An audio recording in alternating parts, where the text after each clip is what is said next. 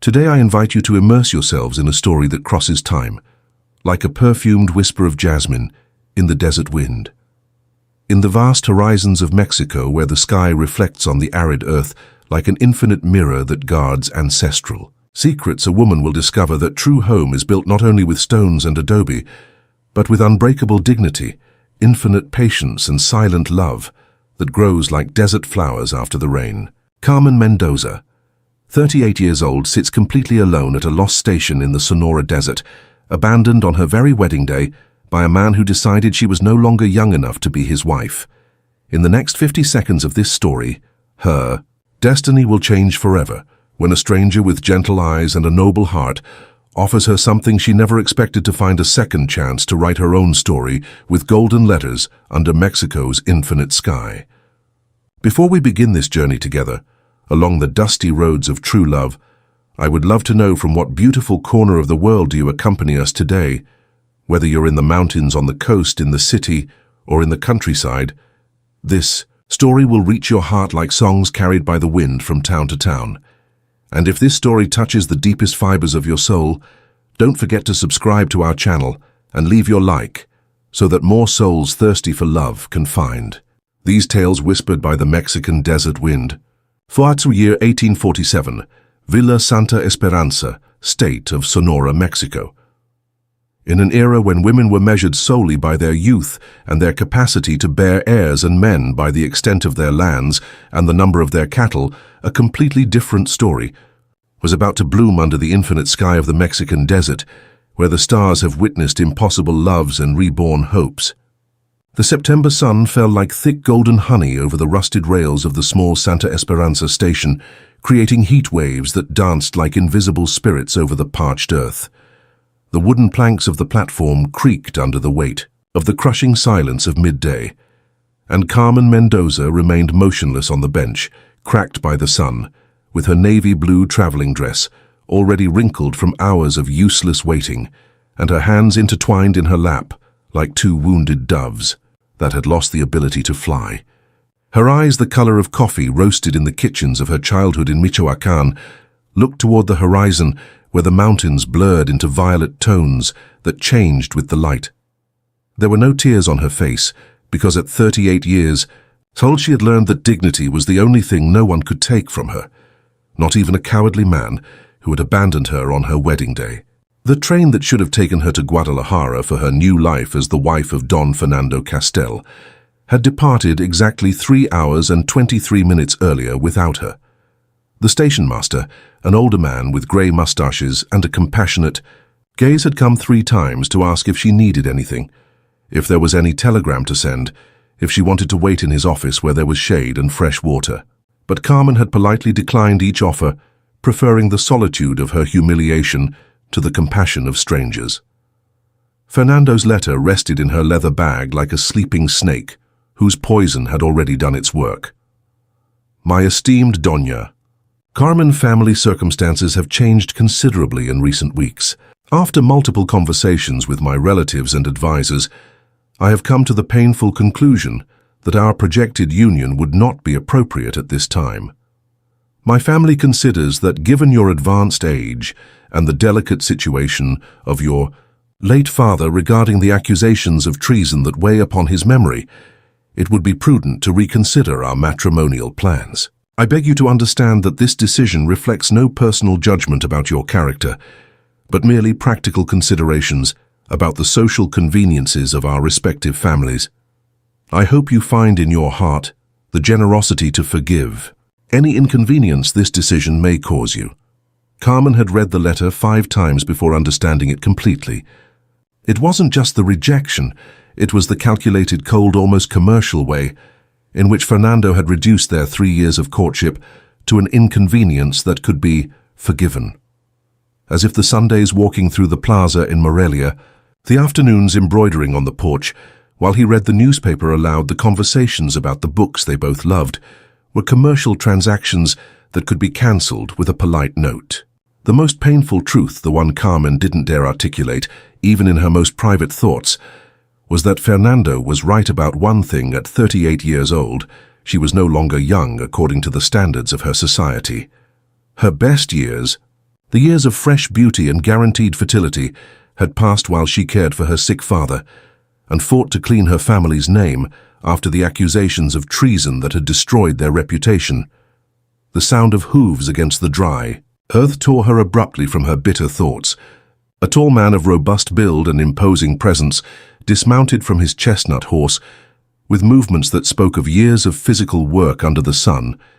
His wide-brimmed hat cast dramatic shadows over a face weathered by the desert climate, marked by lines that seemed to speak more of frequent laughter than accumulated bitterness. He wore clean but worn work clothes, leather pants, a white cotton shirt rolled up to the elbows, and boots that had walked thousands of kilometers over difficult terrain. "Excuse me, Senora." His voice was deep and profound, soft like the murmur of the night wind among the mesquites, but with a firmness that suggested natural authority. "Are you well? Forgive the intrusion, but I saw you here when I passed this morning heading to town and now returning." Carmen raised her eyes, surprised not only by the genuine kindness she perceived in his words, but by the respectful manner in which he had formulated them. For a moment that extended like an echo in a deep canyon. Their gazes met and held. Humdio. Man's eyes were a dark brown, almost black, but with small golden flecks that shone like sparks when the light touched them directly. "I am—" Carmen stopped, searching for the right words. How to explain her situation without sounding pathetic. How to summarize years of frustrated hope in a sentence that preserved her dignity. "I am waiting," she finally responded, and the word hung suspended in the air, charged with uncertainty. "May I permit myself to ask for whom, Senora?"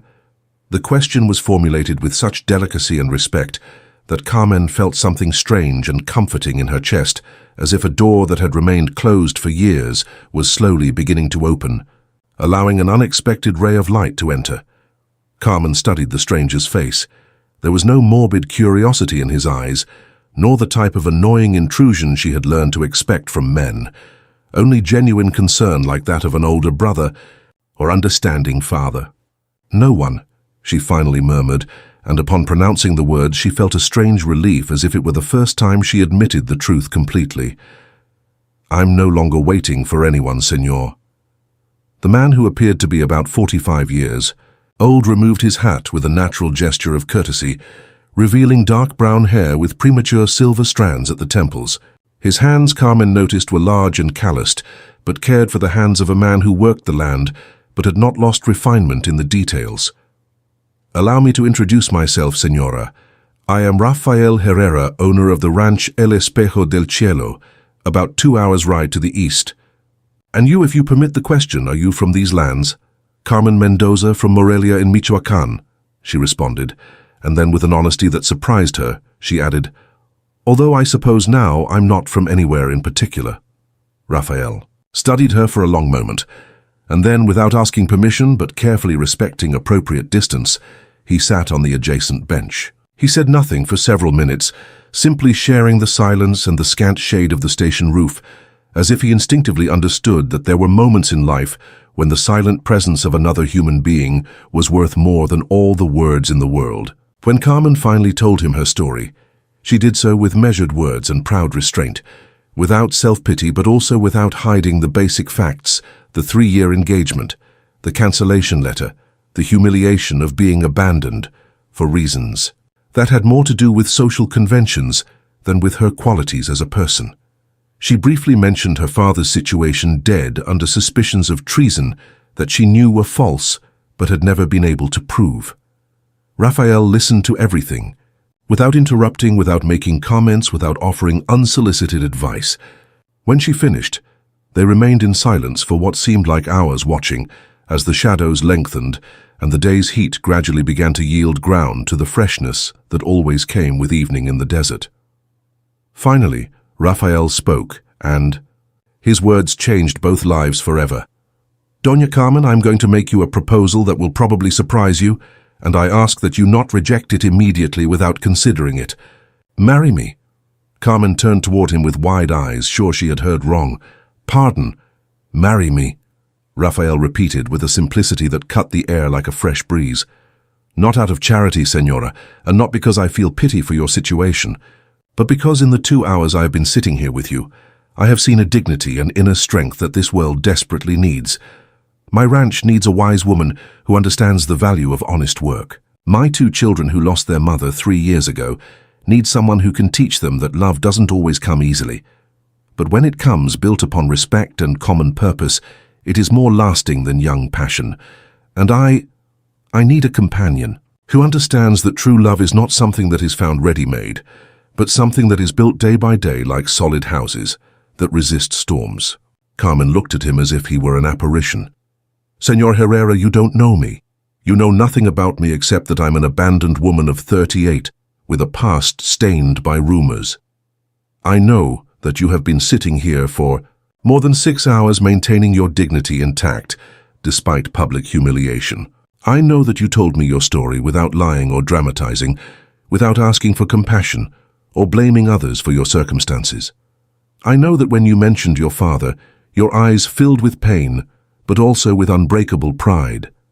That tells me more about your character than years of conventional courtship. Raphael stood up and positioned himself in front of her, extending his hand. I'm not asking you to love me now, Doña Carmen.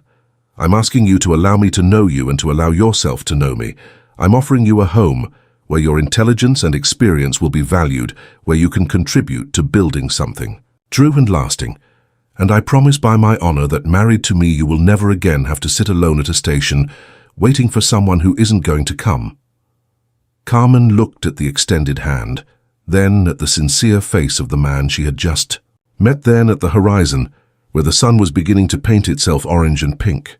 Somewhere deep in her soul, something that had remained asleep for years slowly began to awaken. How can such an unexpected proposal sound so right in the ears of a woman who has just been abandoned, she murmured, more to herself than to him. Because sometimes, Raphael responded with a smile that completely transformed his face. Destiny has better timing than our fears. Carmen took his hand and stood up. For the first time in months, she felt she was taking a step forward instead of simply surviving another day. I accept your proposal, Don Raphael. May God help us both to build something beautiful from this madness. How could a marriage proposal between 2 strangers at a dusty station become the first verse of a love story that would transform not only their lives, but an entire community? The wedding. The ceremony in the small chapel of Santa Esperanza was austere, but not devoid of an unexpected grace that seemed to spring from the very sincerity of the union. The church, built of white adobe with dark wooden beams that had resisted decades of desert storms, was filled with the aroma of copal and beeswax candles that Father Miguel had lit especially for the occasion. Father Miguel, a man of about 60, years whose grey hair shone like polished silver under the filtered light from the windows, and whose blue eyes retained a spark of youth that spoke of genuine and tested faith, received the couple with a smile that managed to calm Carmen's nerves.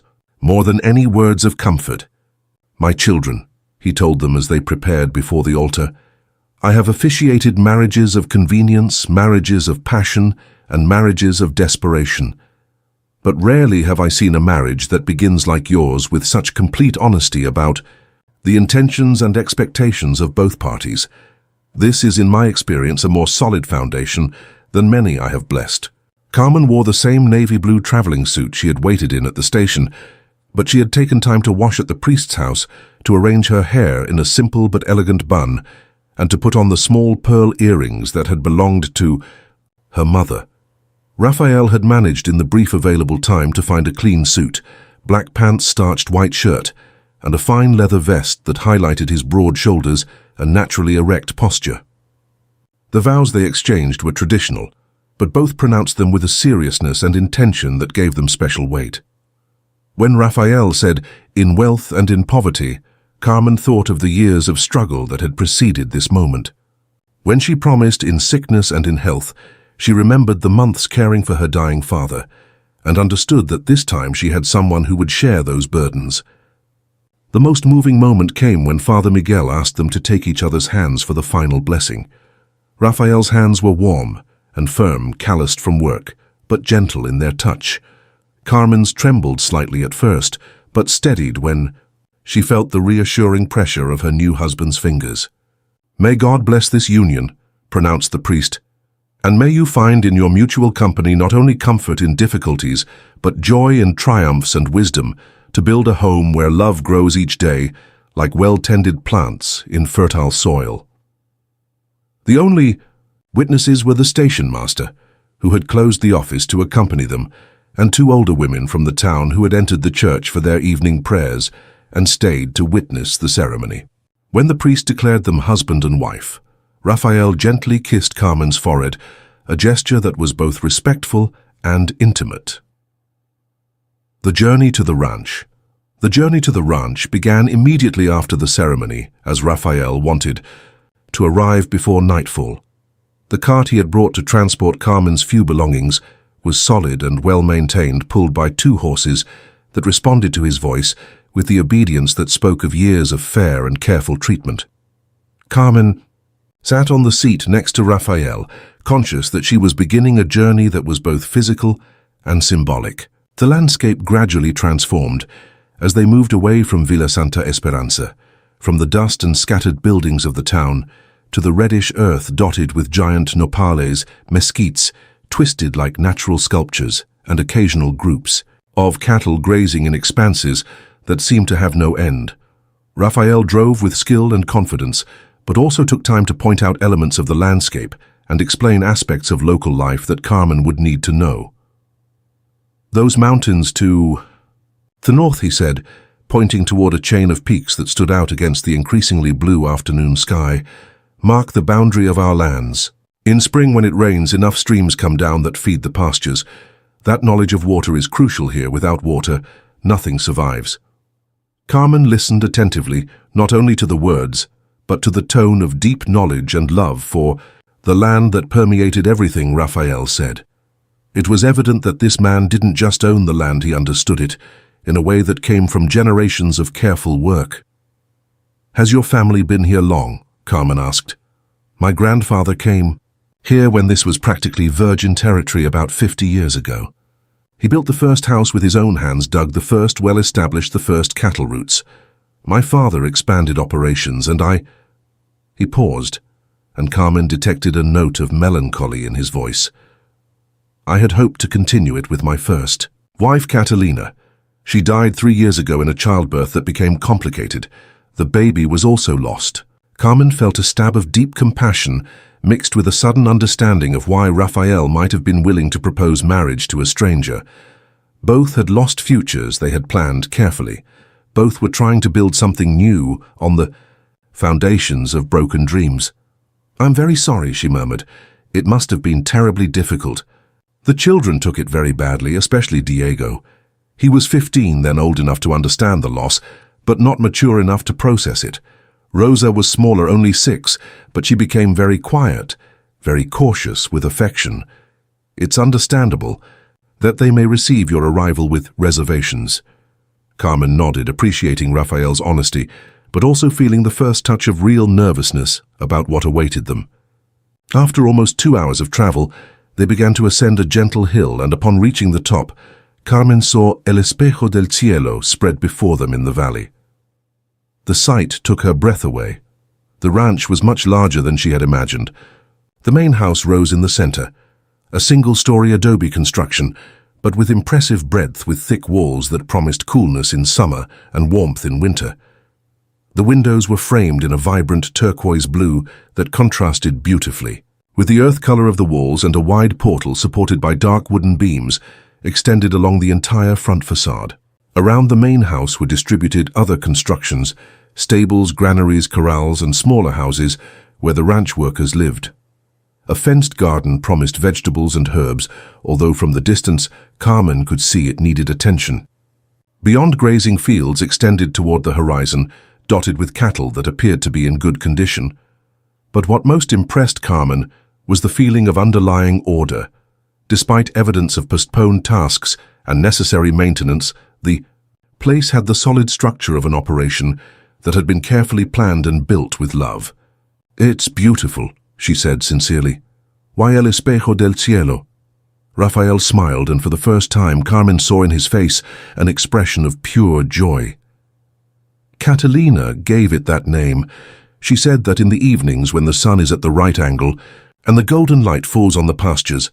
The whole property reflects the sky, as if it were a giant mirror laid over the earth. She used to sit on that portal at sunset, simply to see the phenomenon. As they approached the house, Carmen could observe more details. The thick adobe walls were in good condition, but needed touching up in some places. The garden definitely required workweeds grew among what had once been orderly rows of vegetables. The windows needed new curtains. Those hanging now were faded and patched. There was something about the place that spoke of loving abandonment, like a beautiful melody that had gradually gone out of tune for lack of constant attention. Meeting. The family Remedios, the cook, received them on the portal. She was a woman of robust build, approximately 45 years old, with grey hair gathered in a practical bun and hands that spoke of decades of hard but satisfying work. Her eyes, Carmen noticed immediately, were intelligent and evaluative, and the expression on her face mixed genuine curiosity with understandable reserve. Doña Carmen, Rafael introduced her, while helping Carmen down from the cart. This is Remedios, who has kept this house running for 15 years. Without her, none of this would be possible. Carmen approached Remedios and extended her hand without presumption, but with the warmth of someone who immediately recognizes someone who will be important in her new life. It's a great honor to meet you, Remedios.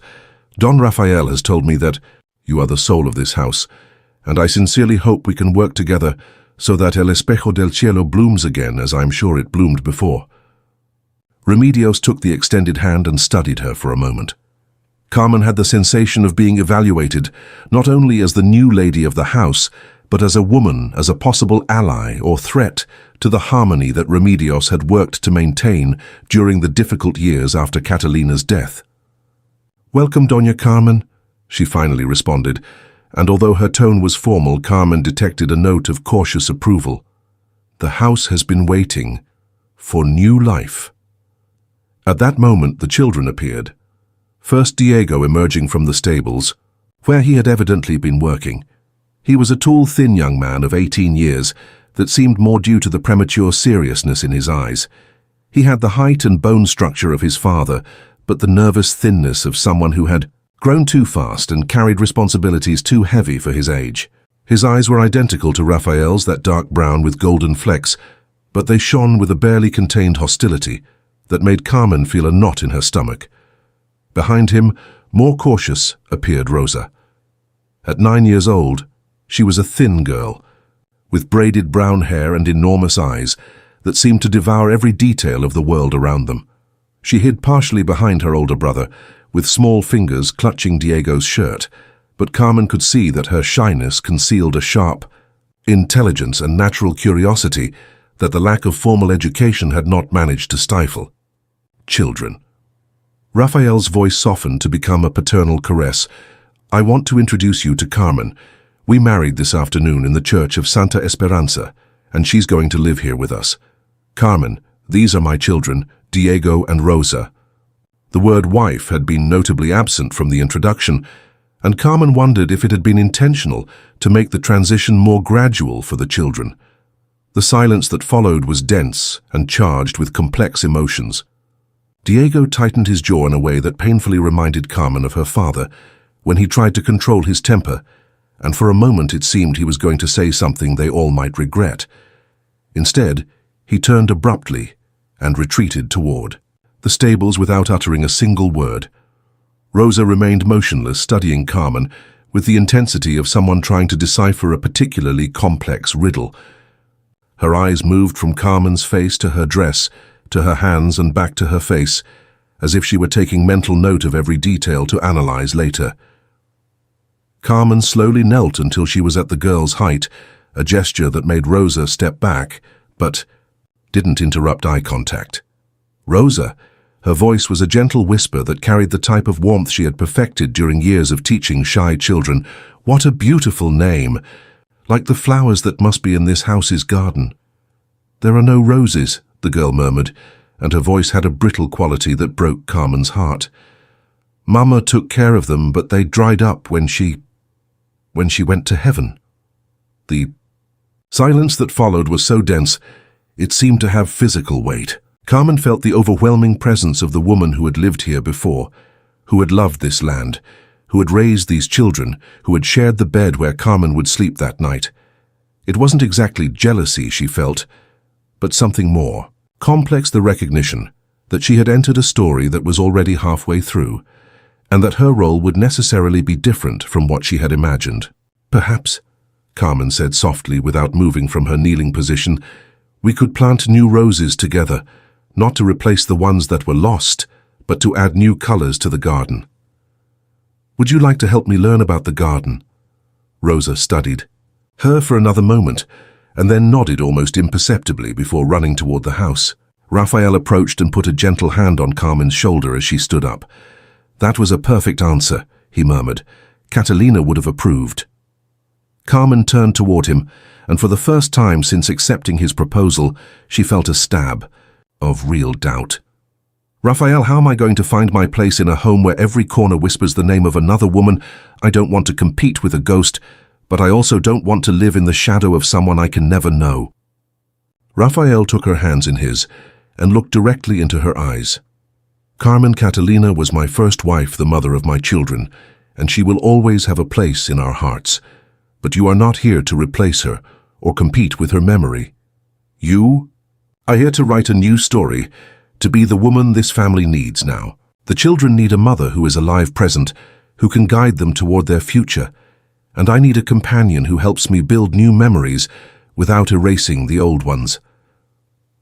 As he spoke, the sun set behind the mountains, and the golden light began to spread over the pastures exactly as Catalina had described. For a moment, the entire property seemed to shine, as if it were made of liquid gold, and Carmen understood why it was called El Espejo del Cielo. It's beautiful, she whispered. And now it's your home too, Raphael responded. How would Carmen find her place in a home where every corner held memories of another woman, and how would she transform those memories into bridges toward a shared future instead of walls that separated her from her new family? Mas, the first weeks.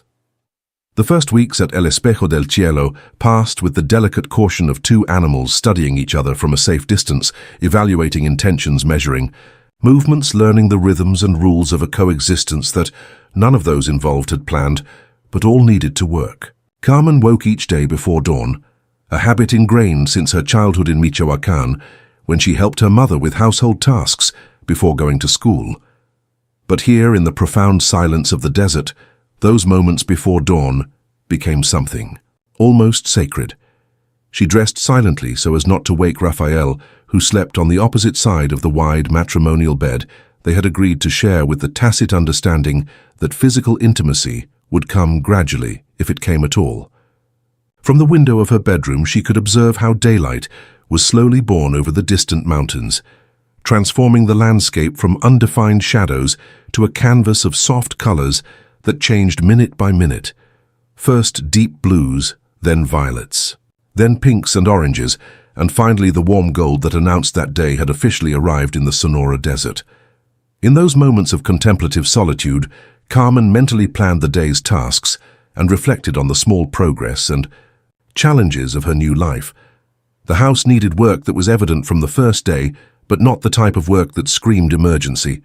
Instead, El Espejo del Cielo suffered from what Carmen had begun to think of as loving neglect tasks that had been postponed because there was no one with the time, energy, or heart to attend to them.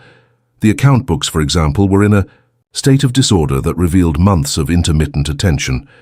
Bills accumulated in a wooden box without classification, cattle sale receipts were mixed with notes about necessary repairs, and operational expense records had been reduced to sporadic annotations in paper margins. It wasn't a financial crisis, but the simple disorganization that results when someone takes care of basic survival aspects without having the emotional energy for the systems that make an operation prosper, instead of simply continue. Carmen approached each task with the meticulous patience of someone who understands that lasting changes are built slowly like layers of sediment that eventually form mountains. She began with the books, establishing a classification system that separated income from expenses, identified seasonal patterns in the ranch's finances, and revealed opportunities to optimize operations that had been functioning by inertia. The living room curtains needed not only mending, but complete replacement. Carmen found rolls of fabric stored in a chest in the main bedroom, evidently bought by Catalina, but never used. The fabrics were beautiful cottons in blue and yellow tones that would perfectly complement the natural colors of the adobe walls. Carmen spent afternoons sewing not only because the house needed new curtains, but because the repetitive work of her hands gave her time to think and observe the family dynamic that developed around her.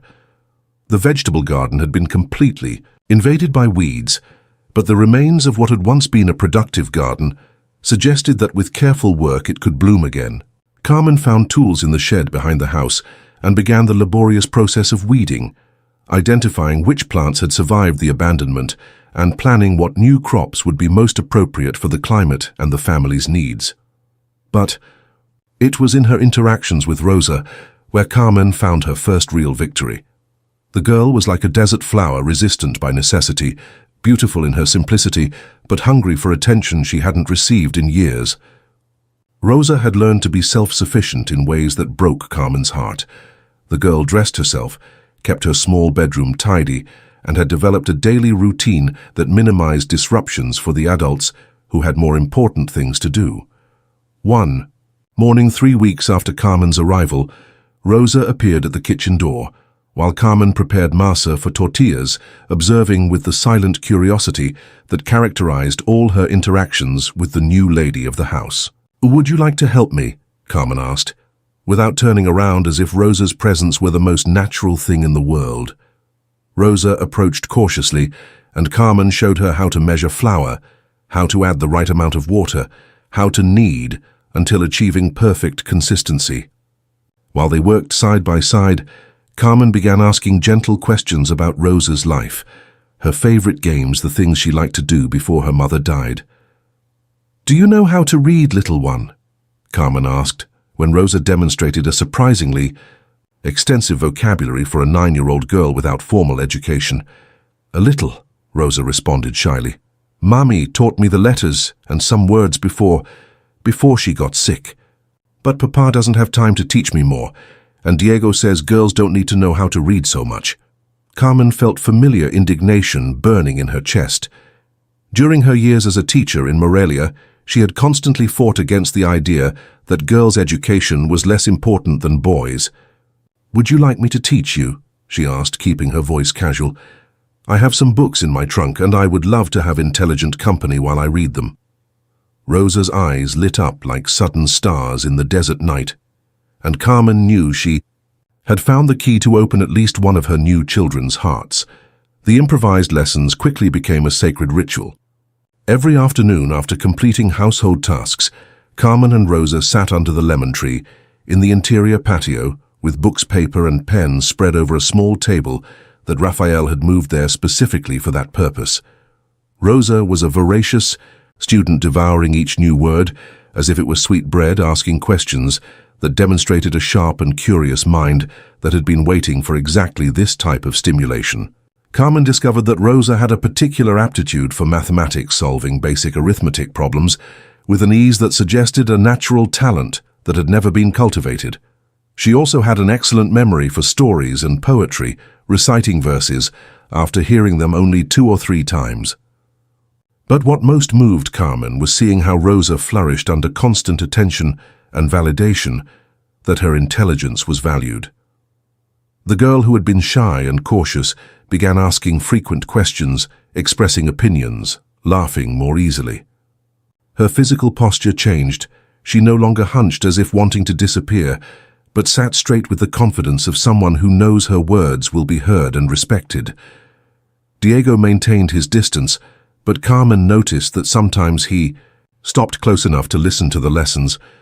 One afternoon, while teaching Rosa about geography, using a map spread over the dining room table, she saw Diego observing from the archway that separated the rooms with an expression that mixed curiosity with something that might have been nostalgia. "Mexico is very big," she was explaining to Rosa, pointing to different regions on the map. "But each place has its own special beauty. Here in Sonora, we have the bluest sky in the world, the most dramatic mountains and sunsets that seem painted by angels." My mother said that the sky here was like a mirror that reflected directly to heaven's sky, Diego murmured from his position in the archway, and his voice broke slightly when pronouncing the words. Carmen looked up carefully, making sure not to show surprise at this first voluntary contribution from the boy to a family conversation. She must have been a very wise woman, she responded with the softness of someone who understands they are walking on sacred ground. A mirror reflects truth, and the truth of this place is that it's full of beauty waiting to be rediscovered and appreciated. Diego remained in the archway for several more minutes listening, while Carmen explained to Rosa about different types of agriculture appropriate for different climates. When he finally retired, he didn't do so with the hostile abruptness that had characterized his previous exits, but with the slowness of someone who doesn't really want to leave. In the evenings, while Rosa practiced reading aloud, Carmen continued her work, reorganizing the ranch's finances. What she discovered in the account books convinced her that her suspicions had been correct. El Espejo del Cielo was operating well below its potential. The numbers told a story of gradually declining prosperity expenses, growing faster than income lost opportunities, underutilized resources. It wasn't a crisis, but the type of slow slide that eventually becomes a crisis if not corrected. Rafael was evidently an intelligent man and competent rancher, but he had been managing operations with the type of fragmented attention that results from having too many responsibilities and very little support. But Carmen also saw enormous opportunities. The lands were fertile and extensive, perfect for careful crop diversification that could generate additional income during seasons when cattle weren't sold. The herd was of excellent quality but small. For the property's size, with strategic investment and careful management, it could expand significantly. More importantly, the ranch's location was ideal for emerging markets in the region's growing cities. With proper planning and profit reinvestment, El Espejo del Cielo could become one of the state's most prosperous operations. One night, after spending hours calculating projections and sketching expansion plans, Carmen organized all her findings into a detailed report that she placed on Rafael's desk for him to find in the morning. When Rafael read her conclusions and recommendations during breakfast, his expression gradually changed from surprise to astonishment, and finally to deep admiration that made Carmen blush. "Carmen," he said finally, looking up from the pages covered with numbers and diagrams, "where did you learn to analyze commercial operations this way?" "Necessity teaches many things," Carmen responded modestly. "After my father's death, I had to handle his financial affairs and learned that understanding numbers is essential for survival. Besides, before getting engaged to Fernando, I helped administer a school in Morelia. The principles of efficient administration are similar whether it's a school or a ranch," Rafael continued, leafing through the pages with growing amazement. "These projections, if your calculations are correct, we could double our income in 2 years." "The calculations are conservative," Carmen responded. "With luck and hard work, we could do better. And this land, Rafael, this land has too much potential to allow it to be wasted for lack of systematic planning." That night, for the first time since their marriage, Rafael and Carmen stayed awake, late talking. Not as spouses yet, but as partners in an enterprise that both were beginning to see could be extraordinary. Rafael described his dreams for the ranch, the visions he had had, but hadn't known how to realize. Carmen shared her ideas about diversification, about markets, about the management techniques she had learned during years of necessity. When they finally went to sleep, each on their side of the wide bed, there was something new between them. Mutual respect, admiration for each other's skills, and the first signs of what could eventually become true love. Could an abandoned woman become not only the salvation of a slowly crumbling ranch, but the catalyst for a transformation that would bless an entire family and community? Growing intimacy. True intimacy between Carmen and Rafael came gradually, built upon layers of nighttime conversations, shared projects, and the type of mutual understanding that develops when two people work toward common goals with growing respect and admiration. It was an intimacy different from the impetuous passion of youth. It was more solid, more conscious, built upon recognition of mutual strengths and weaknesses rather than romantic idealizations. They shared meals in increasingly comfortable silences, exchanging observations about the day's work with the ease of partners who know each other well. Carmen had begun rising early to prepare coffee exactly as Rafael liked it, strong, sweetened with piloncillo, served in the blue ceramic cup that had been his favorite since childhood. Rafael, for his part, had begun saving for Carmen the first sweet oranges from the orchard, leaving them on her side of the table during breakfast with a small smile that had become a silent ritual between them. Occasionally their hands brushed, when passing documents or serving tea after dinner, and those moments of casual physical contact had become less accidental and more intentional. But between them persisted a careful courtesy that Carmen had begun to recognize as each one's way of protecting secrets they weren't yet ready to share. The revelation came on an October afternoon when the air began to carry the first touch of freshness that announced the change of season. Carmen had spent the morning reorganizing the main bedroom closet, a task she had been postponing because it necessarily involved interacting with the personal belongings Rafael had shared with Catalina. She had worked methodically with the respect of someone who understands they are handling sacred memories.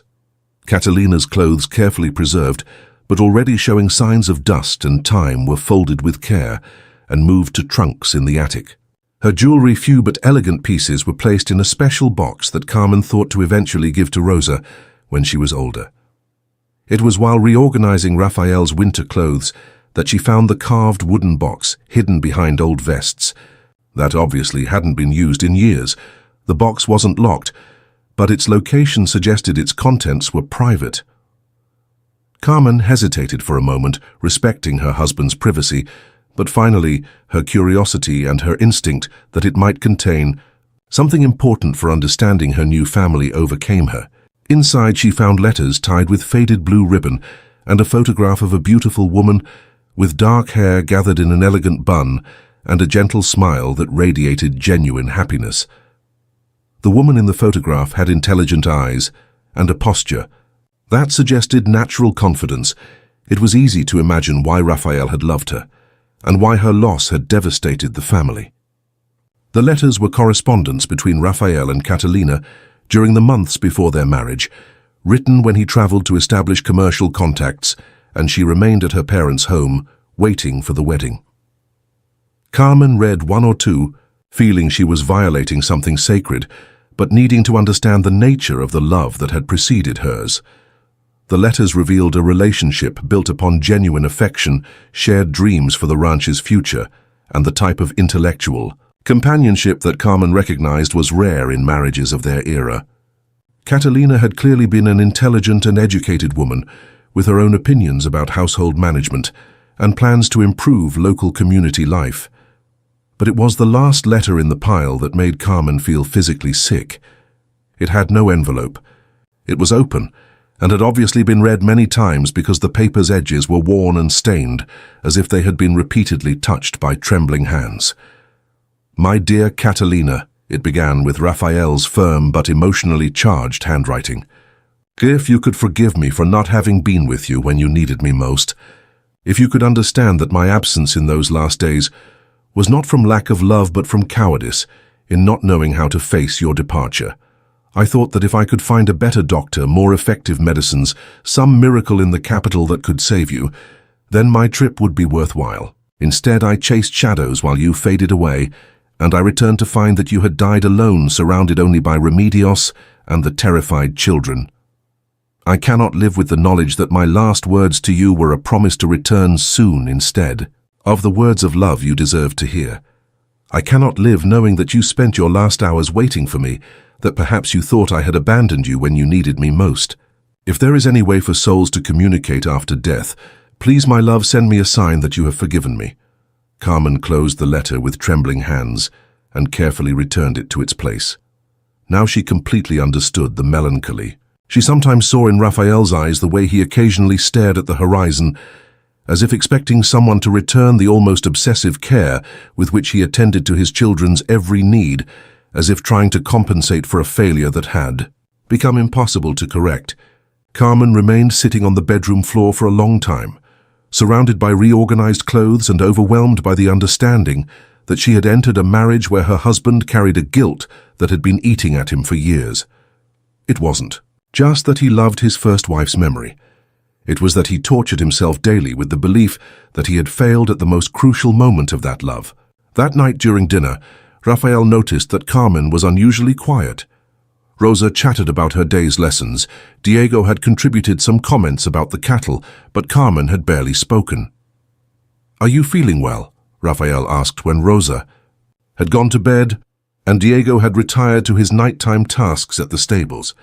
"I found the letter," Carmen said simply, deciding that honesty was the only possible basis for any progress in their relationship. Rafael visibly tensed, but didn't ask which letter she meant. Both knew there was only one letter that mattered. "I shouldn't have kept those things in our bedroom," he finally murmured. "It's not fair for you to live surrounded by ghosts." "Why weren't you with her at the end?" The question came out gentle but direct, without accusation, but with the insistence of someone who needs to understand in order to help. The silence stretched between them until Rafael spoke with a hoarse voice Carmen had never heard before. "I was in Mexico City chasing rumors about a doctor who supposedly had treated cases similar to hers. Catalina had been ill for months. What began as a normal pregnancy became something that none of the local doctors could understand or treat. We lost the baby in the 5th month, but the illness continued, weakening her each day." Rafael stood up from the table and walked to the window, looking into the darkness as if he could see the past projected in the stars. "The doctor from Santa. Esperanza said there was nothing more to do, that we could only keep her comfortable and wait. But I couldn't accept that. I had heard about a specialist in the capital, a man who had studied in Europe and treated cases that other doctors considered impossible. I thought," his voice broke, "I thought that if I could bring him here, or at least get the medicines he recommended, I could save her." Carmen approached slowly and stood near him, not touching him, but offering her presence as a silent refuge. "I spent 3 weeks in the capital, paying bribes to get an appointment, spending money we didn't have on experimental medicines, writing desperate letters to any doctor who would listen to me. And while I chased impossible miracles, she was dying here, wondering why her husband had abandoned her in her last days." The confession came out like a wound that finally opens to heal years of guilt and regret, spilling into the desert night. When I returned, she had died alone except for Remedios. The children were with neighbors because Remedios thought it was too traumatic for them to be present during the end. Rosa was only 6 years old. Diego was old enough to understand that his mother had died, but not mature enough to process why his father hadn't been there. Carmen felt a wave of compassion so intense it physically hurt her chest. She approached, and for the first time since their marriage took Rafael's free hand in hers. "And you never told anyone why you had traveled. How do you explain that you abandoned your dying wife chasing fantasies? How do you tell your children that their father chose impossible hope over loving presence?" Carmen then understood why Diego had shown so much hostility toward her. It wasn't just resistance to accepting a new mother. It was resentment toward a father who had failed at the most important moment, and fear that the same failure might repeat itself. "Rafael," her voice was firm but gentle, "may I tell you something about my past?" He turned toward her, surprised by the change of subject. "My father died in prison," Carmen began, "accused of treason against the homeland. For 10 years I carried the shame of those accusations like an invisible chain. I convinced myself that if I had been more intelligent, faster, more convincing in my arguments, I could have found evidence to prove his innocence. I tortured myself, thinking that my failure to save him was the reason he died dishonored." Carmen paused, gathering courage for the most difficult part of her story. "For years I rejected suitors and marriage opportunities because I believed I didn't deserve happiness, while my father remained unvindicated. Until I finally understood something fundamental: love is not measured by what we couldn't do in impossible moments, but by what we choose to do each day after, with the knowledge and opportunities we have available." Their gazes met in the silvery penumbra of the moon entering through the window, and for the first time since their marriage, Carmen saw in Raphael's eyes something more than respect and companionship. She saw recognition, mutual understanding, and the first signs of what could become true love. "You loved Catalina enough to chase impossible miracles," Carmen continued. "That wasn't cowardice, it was desperation born of deep love. The fact that the miracle didn't arrive in time doesn't make your love a failure, just as my inability to save my father doesn't make my filial love insufficient." Raphael took Carmen's hands in his and brought them to his lips, kissing them gently. "How is it possible that a woman I just met can understand things I've been trying to process for 3 years?" "Because," Carmen responded with a sad smile, "we have both learned that shared pain can become shared wisdom if we have the courage to be honest about our wounds." That night marked a fundamental change in their relationship. They didn't go to bed as spouses in the physical sense, but they slept as companions in the deepest sense, each knowing they had found someone who could understand not only their joys, but also their most painful failures. Could shared pain, honestly confronted, become the basis for a love deeper and more lasting than passion built upon illusions? The fire. November arrived at El Espejo del Cielo with dry winds that whispered ominous promises, while tree leaves turned golden and began to fall like golden tears upon the thirsty earth. Carmen had established successful routines that made each day flow with an efficiency and harmony the house hadn't known in years. Rosa's classes flourished like flowers after rain. The ranch books were not only organized, but optimized for maximum benefit, and Diego, though still reserved in his interactions with her, had begun contributing occasional comments during meals that suggested gradual acceptance of her presence in the family. The transformation in Rosa was particularly notable. The girl who had been shy and cautious had become a voracious student who devoured every new concept Carmen presented to her. Her lessons had evolved far beyond basic reading. Now they explored history, geography, advanced arithmetic, and even rudiments of natural philosophy that Carmen adapted for an exceptionally sharp 9-year-old mind. Rosa had a prodigious memory that allowed her to recite complete poems after hearing them only 3 times, and an aptitude for mathematics that suggested a talent that, properly cultivated, could take her much further than society of her era considered appropriate for a woman. But what most moved Carmen was seeing how the girl had recovered spontaneous laughter and unlimited curiosity that are childhood's natural patrimony when it develops in an environment of love and constant encouragement. Diego remained a more complex enigma. Carmen observed him working with the cattle, admiring his natural skill, and the way animals responded to his presence with confidence that spoke of years of fair and understanding treatment. It was evident he had an innate instinct for ranching. But Carmen also noticed signs of a truncated education that could benefit enormously from systematic attention. One afternoon, while teaching Rosa about different types of government that existed in the world, she saw Diego stop near the kitchen window, obviously listening to the explanation about democracy, monarchy, and republic that Carmen was adapting for a girl's understanding. In a republic, Carmen was explaining, citizens elect their leaders through voting. The idea is that people who are going to live under the laws have a voice in deciding who writes them. Like in Mexico, Rosa asked. Mexico is trying to be a republic, but it's complicated when the country is divided between different groups with different ideas about how government should work. From the window came Diego's voice with a note of interest, despite his apparently casual tone. My teacher in Santa Esperanza said that republics only work when people are educated enough to make intelligent decisions. Carmen looked up toward the window, careful not to show surprise at this voluntary contribution. Your teacher was very wise. Education is the foundation of any society that wants to govern itself. Without citizens who can read, write, and think, critically democracy becomes government by the most persuasive, not necessarily the wisest. Diego remained at the window for several more minutes listening, while Carmen explained connections between education, economic prosperity, and political stability. When he finally retired to continue his tasks, he didn't do so with the hostile abruptness that had characterized his previous interactions, but with the reflective slowness of someone processing new ideas. That night during dinner, Diego surprised everyone by initiating a conversation about politics. "Carmen, do you think Mexico will someday be a true republic like the United States?" The question was formulated with the seriousness of someone who really wanted to understand, and Carmen responded by treating Diego like the intelligent young man he was instead of the resentful child he sometimes seemed to be. "I think it's possible, but it will require generations of work. A country doesn't become a republic simply by writing a constitution.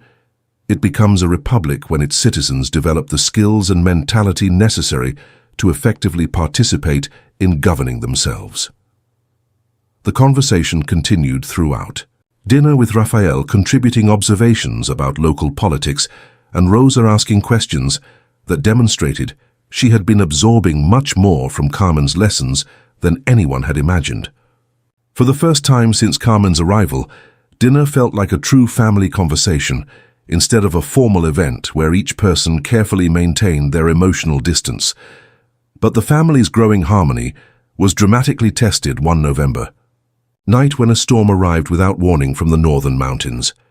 Carmen awoke to the acrid smell of smoke filtering through the bedroom windows. At first she thought she was simply dreaming, but when the smell intensified, she fully awakened and looked out the window to see orange flames devouring the main stable, like hungry demons, dancing against the night's darkness. "Fire!" she shouted, jumping from bed and running through the house to wake everyone. Rafael was already getting up, evidently alarmed by the same smell that had awakened Carmen. Within minutes, the entire house was in motion, Rafael shouting instructions, Diego running toward the stables, Rosa crying with fear, while Remedios tried to calm her. Outside, the scene was chaotic but organized. The cowboys who lived in the auxiliary houses had already arrived and were forming human chains to pass buckets of water from the main well toward the flames. The wind whipped the flames toward the main corral where the most valuable cattle lowed with terror, sensing danger but unable to escape. Rafael directed the firefighting efforts with the natural authority of someone accustomed to handling crises, but Carmen could see they were losing the battle. The flames spread faster than they could control them, and if they reached the main corral, they would lose not only the stable, but a large part of the cattle that represented the ranch's economic foundation. Without thinking of her own safety, Carmen tied her apron as an improvised mask to protect herself from smoke and ran toward the corral. The smoke burned her lungs and her eyes watered so much she could barely see, but her hands worked skillfully to open the corral gates and guide the frightened animals toward the open pasture where they would be safe. The horses and cows were maddened with panic, but Carmen had grown up around animals on her family's property in Michoacán and knew how to move among them without provoking more panic. She spoke with a calm but firm voice. Using the tone she had learned, calmed frightened animals while systematically guiding them towards safety. A burning beam collapsed from the stable roof near her, sending a rain of incandescent sparks that set fire to her skirt. Carmen felt the heat burning through the fabric, but before she could react, Diego appeared like a shadow jumping through the smoke, beating the flames with a wet blanket he had soaked in one of the water troughs. "You're completely crazy," he shouted at her over the fire's roar, but there was admiration in his voice along with concern. "We can't lose the cattle," Carmen responded, coughing from smoke, but continuing her task of evacuating the animals. "Your father has worked his whole life to build this herd." Diego looked at her for a moment, and in his eyes Carmen saw something she had never seen before: recognition. Not just that she was risking her life for something that mattered to the family, but that she truly understood what El Espejo del Cielo meant to all of them. They worked together for what seemed like hours, while rain finally began to fall, in thick drops that hissed dramatically upon contact with the flames. Carmen and Diego moved cattle, Rafael and the cowboys fought the flames directly, and Remedios maintained a constant pot of coffee and hot food to sustain the men who worked. When the fire was finally controlled just before dawn, Carmen found herself sitting on the muddy ground with Diego beside her, both gasping and stained with soot from head to toe. Her hands were burned in several places, where embers had managed to penetrate their improvised protections. Her dress was charred and partially destroyed, and she knew her face must be black with smoke. But they had saved most of the cattle. Of the 60 animals that had been in immediate danger, Only 5 had perished, a significant but not devastating loss for the ranch's finances. Raphael approached his face, marked by concern, exhaustion, and something deeper, genuine admiration, and something that looked very much like what Carmen had been hoping to see in his eyes since their wedding day. "You saved more than half the cattle," he said, extending a hand to help her up. "Without your quick action, we would have lost everything." Later, while Remedios treated the minor burns on Carmen's hands with ointments made from desert herbs, the cook murmured in a voice that had completely lost its previous hardness, "Doña Catalina would have been very proud to see you fight for this place, as if it had been yours from always. I never thought I would see another woman love this land, enough to risk her life for it." That night, for the first time since her arrival at the ranch, Diego approached Carmen before retiring to sleep. His words were simple, but the emotional weight behind them was immense. "Thank you, Carmen, for saving what my father and mother built together, and for showing me that someone can come to love this place as much as we love it." Carmen felt that something fundamental had changed in the family dynamic. She was no longer the stranger who had arrived to occupy an empty place. She had demonstrated that she was willing to fight for El Espejo del Cielo, as if she had been born there, as if every animal, every building, every piece of land were part of her own story. Raphael accompanied her to their bedroom, walking in silence that wasn't uncomfortable but deeply intimate. At the door, he stopped and took her bandaged hands in his. "Carmen, what you did tonight, it wasn't your obligation. To risk your life for our cattle." "Yes, it was," Carmen responded simply. "From the moment I accepted your proposal, this place became my home. Those animals became my responsibility, and this family became my family. You don't protect family partially, you protect them completely, or you don't protect them at all." Raphael kissed her then for the first time since their marriage, not on the forehead as he had done on their wedding day, but on the lips with the contained passion of a man who had been waiting to find a reason to hope again in love. How could a moment of extreme danger reveal not only the true measure of a person's heart, but also open paths toward an intimacy that months of careful courtesy had failed to create? Community recognition news of the fire and Carmen's heroic performance spread through Villa Santa Esperanza and surrounding properties with the speed that only stories combining real drama with complex moral implications achieve.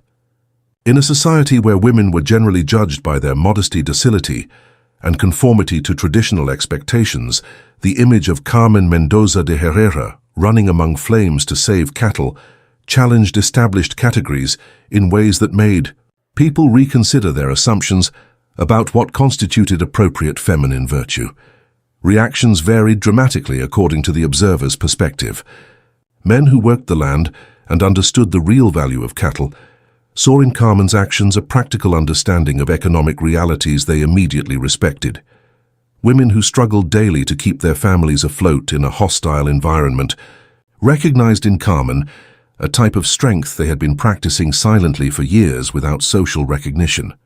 But it was the town's women who began visiting her regularly, bringing home remedies for her burn stories about their own struggles, and something more valuable, gradual acceptance into an informal network of mutual support that constituted the region's true social structure. Doña Esperanza González, the town baker, arrived 3 days after the fire with a specially prepared walnut cake and a story about how she had defended her business during a flood that almost destroyed half the town 5 years earlier. Maria Delgado, whose husband had died leaving her with 4 small children and a small property she managed alone, came with medicinal herbs and advice about how to negotiate with cattle buyers who tried to take advantage of women. For the first time since her arrival in Santa Esperanza, Carmen felt she belonged not only to a family, but to a community. Conversations with these women educated her about aspects of local life she would never have learned from Raphael, which families were going through economic difficulties, which children lacked access to education, which local political disputes affected commerce, what opportunities existed for collaboration between smaller properties. Carmen began to see possibilities that extended beyond El Espejo del Cielo's prosperity. With careful organization, the region's families could cooperate on projects that would benefit everyone. Collective purchases of seeds and tools that would reduce costs, exchange of knowledge about agricultural techniques, and perhaps most importantly, establishment of a community school that would give all children access to basic education. But not all visits were welcome. Doña Esperanza Vázquez arrived on a December afternoon that had begun clear and beautiful, but turned oppressive as soon as her elegant carriage appeared on the path leading to the main house. She came accompanied by her niece, a middle-aged woman with small eyes and an expression of perpetual disapproval, and a servant who carried an ornate umbrella to protect the ladies from sun that barely filtered through grey winter clouds. Doña Esperanza was a 60-year-old woman who had been widowed young and had used her inheritance to build a position of social power that she exercised like others exercise political positions. She dressed completely in black, not for mourning, but for the authority the color gave her, and wore jewelry that flashed like malevolent stars every time she moved her hands to gesture. Her smile didn't reach her eyes, and Carmen immediately recognized the type of woman she had occasionally encountered in Morelia, those who had decided their function in society was to serve as guardians of morality and conventions, especially when those conventions served to maintain their own position of privilege. "Dear Carmen," she addressed Carmen with a sweetness that sounded like poisoned honey. "What courage yours facing flames that way. Although one must wonder if that type of public exhibition is really appropriate for a lady of your position." Carmen served tea in the best porcelain cups that had belonged to Catalina, keeping her hands steady, despite the tension accumulating in her shoulders like storm clouds. "Doña Esperanza, you are very kind to take the time to visit us. Oh, but it's my Christian duty to ensure that respectable families in our region aren't compromised by unfortunate associations or behaviors that might be misinterpreted by people less understanding than I." The old lady drank her tea in small calculated sips, evaluating the porcelain's quality, the room's arrangement, Carmen's appearance, with the meticulousness of an appraiser, estimating the value of doubtful merchandise. "You understand, dear, that in a small community like ours, the actions of prominent families are observed with particular attention. What might be forgivable in a woman of lower class can be problematic when it comes from someone in your position." Carmen maintained her serene expression, although she felt indignation growing in her chest like boiling water in a kettle. "Are you referring to my effort to save my family's cattle? I refer, my dear, to the image of a lady running among flames like someone of working class. I understand the circumstances were extraordinary, but there are appropriate ways to respond to crises that preserve the dignity corresponding to our social status." The niece nodded vigorously like a puppet whose strings were controlled by Doña Esperanza. Furthermore, the old lady continued, and her voice adopted the tone of someone about to launch the blow they had been carefully preparing, "I have received very interesting news from the capital. Apparently there is new information circulating about your late father's case, Don Gaspar Mendoza. Isn't it true that he died under very serious suspicions of treason against the homeland?" The silence that followed was so dense, it seemed it could be cut with a knife. Carmen felt the world sway slightly, as if she were standing on a ship that had suddenly encountered turbulent waters. "What a terrible burden it must be for you," Doña Esperanza continued with false compassion, "and now, by extension, for the respectable Herrera family. One wonders if Don Rafael was completely aware of the complications that could arise from this association." Carmen felt all the insecurities she had worked for months to overcome rising like demons whispering in her ears. The shame of the accusations against her father, the humiliation of having been abandoned by Fernando, the sensation of being constantly judged and found deficient. But then she remembered Rafael's calloused hands holding hers while he confessed his own failures. She remembered Diego working beside her among the flames. She remembered Rosa learning to read with a concentration that was beautiful to contemplate. She remembered the town women visiting her with genuine respect and camaraderie. Her voice came out firm and clear. "My father was an honorable man who died before he could defend himself against false accusations made by men who coveted his lands. His memory doesn't darken this house, it honors it, with the example of unbreakable integrity he taught her to live. Doña Esperanza leaned forward like a vulture that has detected carrion. Of course, dear. But rumors once unleashed are like the fire you fought so dramatically. They spread with uncontrollable speed, destroying reputations that took generations to build. I sincerely hope Don Rafael completely understands the situation he has placed himself and his children in. The threat was clear. Doña Esperanza intended to use Carmen's past as a weapon to destabilize the Herrera family's social position. It was the type of social warfare that Carmen had observed in Morelia, but had hoped to avoid in a smaller community. Doña Esperanza stood up with theatrical movements, followed obediently by her niece. It has been illuminating to meet you. Personally, Doña Carmen, I hope we can be good neighbors despite the complicated circumstances. After the visitors retired, Carmen remained sitting in the living room, feeling as if she had been physically beaten. It wasn't just Doña Esperanza's malice that disturbed her, but the recognition that the woman had real power to cause harm. In a society where reputation was more valuable than money, rumors could destroy lives as effectively as fires destroy buildings. That night, an official letter arrived with a messenger who had ridden from Santa Esperanza. Carmen read it with trembling hands by candlelight in the kitchen, trying to process the legal words that seemed to dance before her eyes. The government had officially reopened the investigation into the accusations against her father, as part of a broader review of alleged treason cases during the turbulent years that followed independence. Her name appeared mentioned as heir to a possible traitor, and she was required to provide all relevant documentation about properties and assets she had inherited. It wasn't exactly a criminal accusation, but it was official enough to give legitimacy to the rumors Doña Esperanza obviously planned to spread. And in a community where business relationships depended on personal trust, even the shadow of government, investigation could be devastating. Rafael found the letter on the dining room table when he returned from supervising nighttime repairs to the damaged stable. He read it in silence, and Carmen observed how his expression hardened with each paragraph. "Carmen," he began when he finished reading, "I'll understand completely if you want me to leave." Carmen interrupted the words pouring out in a torrent she had been containing for hours. "I can't allow my past to destroy what you've built for years. I can't be responsible for Diego and Rosa carrying the stigma of being associated with a family stained by suspicions of treason." Rafael left the letter on the table and walked to where Carmen stood by the window looking into the darkness as if she could find answers in the distant stars.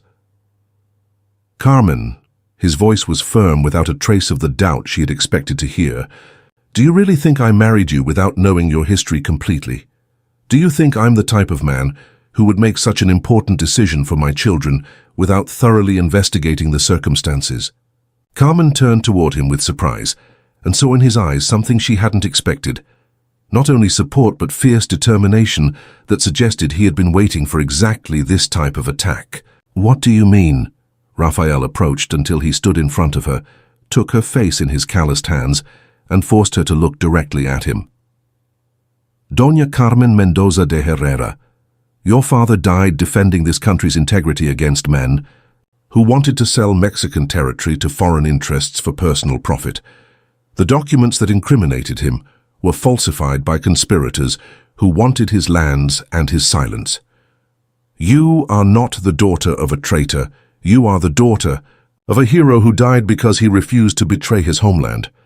Carmen looked at him with total incredulity. "How can you know that? How can you be so sure of something I myself have doubted for years?" "Because I spent 3 months before proposing marriage, investigating every aspect of your history, not from distrust toward you, but because I had an obligation to my children to be sure of whom I was associating them with. I have a friend in the capital, a lawyer, who worked on post-independence review cases. The real traitors in your father's case were identified and punished years ago, but they never bothered to publicly clean the names of the innocent victims who died in the process." Rafael took Carmen's hands in his. "The investigation mentioned in this letter is not to incriminate you, Carmen. It's to officially finalize your father's exoneration and publicly restore his honor. Doña Esperanza obviously has sources in the government that provide her with partial information, and she's using that information to sow poisonous rumors before the complete truth becomes public. Carmen felt her knees weaken with relief, but also with a more complex emotion, understanding that Raphael had known her better than she knew herself since before proposing marriage. "Why didn't you tell me this before?" "Because you needed to come to love this place and this family for their own merits, not because you felt obligated by gratitude towards someone who had restored your family honor. I wanted you to choose to stay because you wanted to be here, not because you felt in debt." How had Raphael managed to know a truth she herself had lost hope of proving, and what did it mean for their marriage that he had chosen her knowing not only her vulnerabilities but also her innocence to Maxa? The crisis and the defense. The days following Raphael's revelation were like living inside a crystal bubble that threatened to break at the slightest movement. Carmen found herself processing not only the information about her father's innocence, but also the deeper understanding that Raphael had chosen to marry her from a position of complete knowledge rather than desperate convenience. This realization fundamentally transformed her understanding of their marriage. It hadn't been the rescue she had imagined, nor the business transaction she had feared, but a conscious decision made by a man who had carefully evaluated both her character and her circumstances and had decided he wanted to build a future with her. "I have a friend in the capital," Raphael explained to her one morning, while they breakfasted on hot chocolate and sweet bread that Remedios had prepared, according to a recipe she had perfected during decades of feeding families. "A lawyer named John Esteban Morales, who helped me during the difficult years after Catalina's death, when I needed guidance on how to handle legal matters without previous experience. It was he who helped me completely clarify your father's case." Raphael had shown Carmen documents that revealed a conspiracy that went much further than the accusations against her father. A group of corrupt officials had been systematically targeting patriotic landowners who opposed territorial concessions to foreign interests, fabricating evidence of treason to confiscate their properties and silence their opposition. Don Gaspar Mendoza had been chosen as a target because he possessed strategically located lands and because he had been vocal in his opposition to proposals that would have given control of mineral rights to foreign companies in exchange for personal bribes to government officials. "The real traitors were eventually discovered and executed," Raphael continued, "but the damage to their victims' reputations was never officially repaired. The government simply moved on, assuming that time would make people forget the false accusations." The reopening of the investigation, Raphael explained, was not to prosecute Carmen, but to finally close these cases officially and restore public honor to the innocent victims. But Doña Esperanza had twisted the information to make it seem as if Carmen were under renewed suspicion. It was a calculated manipulation designed to damage Carmen's reputation before the complete truth became public. Carmen found herself both relieved and angry. Relieved because she finally had definitive proof of what she had believed for years about her father. Angry because she understood she had been carrying unnecessary shame for a decade for crimes that had never occurred. Raphael's response to Doña Esperanza's accusations was swift and decisive. He wrote an open letter that was published in the local newspaper, printed on handbills that were distributed throughout the region, and posted prominently on the main church door where no one could miss it. The letter was not simply a defense of Carmen, it was a public challenge directed at any person who wanted to question his family's integrity. Fellow citizens of Villa Santa Esperanza and surrounding area. The letter began with Raphael's characteristically direct approach.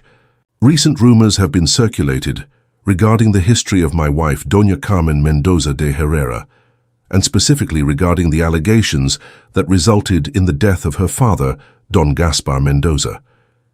It is my duty as her husband and as a responsible citizen of this community to clarify these matters with facts instead of rumors. Don Gaspar Mendoza died as a patriot, defending the sovereignty of our nation against conspirators who sought to sell Mexican territory to foreign interests for personal profit. The accusations of treason against him were fabricated by criminals who wanted his lands and his silence. These facts have been officially documented in government records that are available for public inspection. Any person who wishes to verify This information may contact my legal representative in the capital, Don Esteban Morales, who will maintain copies of all relevant documents. My wife Carmen has demonstrated on our ranch the same integrity and courage that her father showed in defense of our nation. During her time here, she has dramatically improved the productivity of our operation, established a school that already educates 12 children from this region, and recently risked her life to save our livestock during a dangerous fire. Any person who has evidence contrary to these statements, let them present it publicly. Any person who chooses to spread rumors based on falsehoods instead of facts must answer for the consequences of slander. The Herrera family stands proudly behind all our members, and we invite our neighbors to judge us based on our actions and contributions to this community instead of on malicious gossip spread by individuals with questionable motives. The response to Raphael's letter was immediate and dramatic. The community divided into clear factions, those who backed Raphael because they respected his integrity and his contributions to the region during years, and those who remained influenced by Doña Esperanza because they feared challenging someone with her social power. But one thing became clear immediately. Raphael's willingness to stand publicly behind Carmen had forced everyone to choose sides. The families who depended on Raphael for employment in his operations or for business partnerships found themselves in a difficult position. Challenging Carmen would mean potentially losing important economic relationships. The wives of these men, many of whom had visited Carmen after the fire and had witnessed firsthand her intelligence and character, began quietly supporting her in private conversations. More significantly, several prominent families in the region, those whose prosperity had been built upon honest work instead of social manipulation, publicly expressed their support for the Herrera family. Don Antonio Ruiz, owner of the largest grain operation in the area, wrote his own letter, stating that he had observed Carmen's management of El Espejo del Cielo and considered her a valuable addition to the community. But the definitive test arrived the following Sunday during the weekly assembly of ranchers that took place in the main plaza after morning mass. This gathering traditionally served as a combination of business meeting, social event, and community forum, where important local issues were debated and resolved. Carmen had insisted on accompanying Raphael, despite his protests that she shouldn't subject herself to potential public humiliation. "If they're going to judge me," she had told him with her chin raised in the gesture of determination, Raphael had learned to recognize and admire. "Let them judge me in my presence. I won't allow my reputation to be determined in conversations where I can't defend myself." The plaza was more crowded than usual, evidently because word had spread that there would be a significant confrontation. Doña Esperanza occupied a prominent place in the first row, surrounded by her allies, and wearing an expression of confident anticipation. Carmen walked beside Raphael with the dignity of a queen, ignoring the murmurs that rose like waves in her path. Rosa had insisted on coming too dressed in her best Sunday dress, and carrying herself with a maturity that seemed extraordinary for a 9-year-old. Diego flanked Carmen's other side, his presence serving as a silent statement of family unity that didn't go unnoticed by the observers. Father Miguel, who traditionally opened these assemblies with a brief prayer, extended his usual blessing to include a specific petition for wisdom and justice in all community decisions. His eyes briefly met Carmen's during this addition, and she understood she had gained an important ally in the most respected person in the region. When the moment came for general business, a man named Sebastián Valdez, whom everyone knew was closely allied with Doña Esperanza, stood up and directly planted the question everyone had expected. "Friends and neighbors, we need to address a situation that affects the reputation of our entire community. Should we permit families stained by accusations of treason to participate in the affairs of our region? What message does this send to our children about the values we want to preserve?" The silence that followed was so complete, Carmen could hear her own heartbeat. Then, before Raphael could respond, she stood up. "Ladies and gentlemen," her voice clear and strong cut the air like a bell ringing in morning stillness. "My name is Carmen Mendoza de Herrera. For 38 years I have carried the weight of false accusations against my father, For 15 years I have lived with the shame of rumors and whispers. For the last 6 months I have found in this community not only a home but also the opportunity to contribute something valuable to the lives of my neighbors. She unrolled the documents Raphael had secured and lifted them so everyone could see. Here are the evidence of my father's innocence, signed by the same judge who originally condemned him, based on falsified evidence. These documents show that Don Gaspar Mendoza died defending Mexican sovereignty against corruption, not betraying it. Carmen's voice grew stronger as she continued, "But I don't come to you today merely as the daughter of Don Gaspar Mendoza. I come as Carmen de Herrera, who in the last 6 months has helped increase the production of El Espejo del Cielo by 35% through improved management and planning, who established a school that already educates 15 children from this region, providing them with opportunities that otherwise wouldn't exist in rural areas." Her gaze swept across the multitude with serene determination. "I come as the woman who risked her life during the recent fire to save livestock that represents the economic foundation of my family. I come as someone who has spent every day since arriving here working to improve not only my own circumstances, but also to contribute to the prosperity of this entire community." Carmen paused, allowing her words to settle before delivering her final statement. "Judge my actions, not the rumors about my lineage. Measure my worth by what I contribute to this community, not by the lies that others spread about my past. And ask yourselves, what type of community do we want to be? One that judges people based on false accusations spread by malicious gossip, or one that recognizes value when it sees it and supports those who contribute positively to our common welfare?" The silence that followed was absolute. Carmen remained standing, looking directly at the faces in the crowd, challenging anyone to contradict her statements with facts instead of rumors. Then Father Miguel stood up from his position at the back of the crowd. "This woman has shown more Christian charity in 6 months than many have shown in entire years." His voice carried the authority of spiritual leadership that commanded respect, even from those who disagreed with him politically.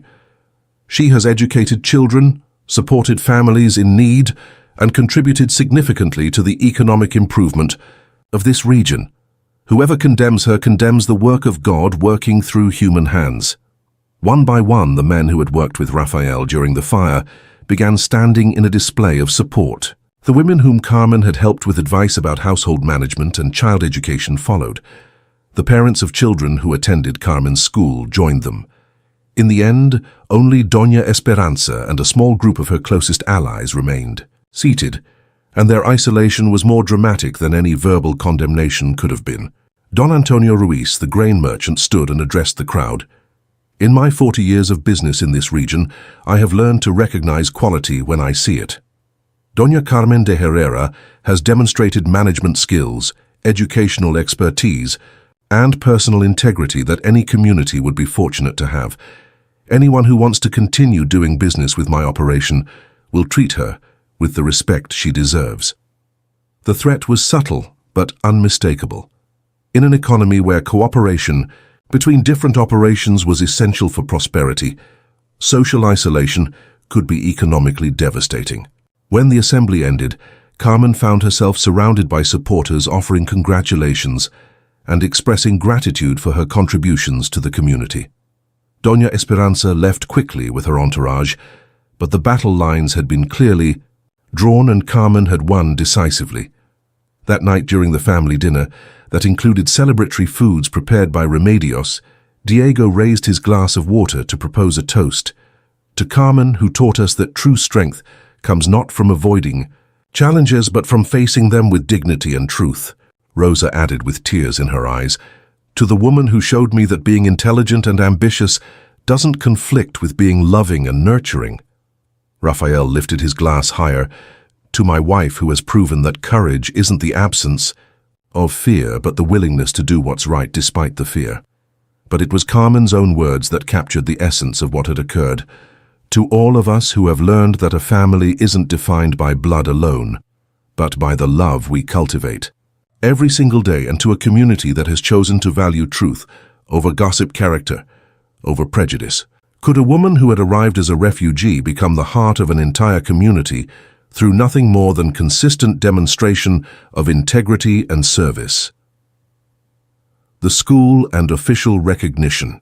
The victory at the assembly brought an unexpected peace that settled over El Espejo del Cielo, like evening mist settling over meadows after a long drought.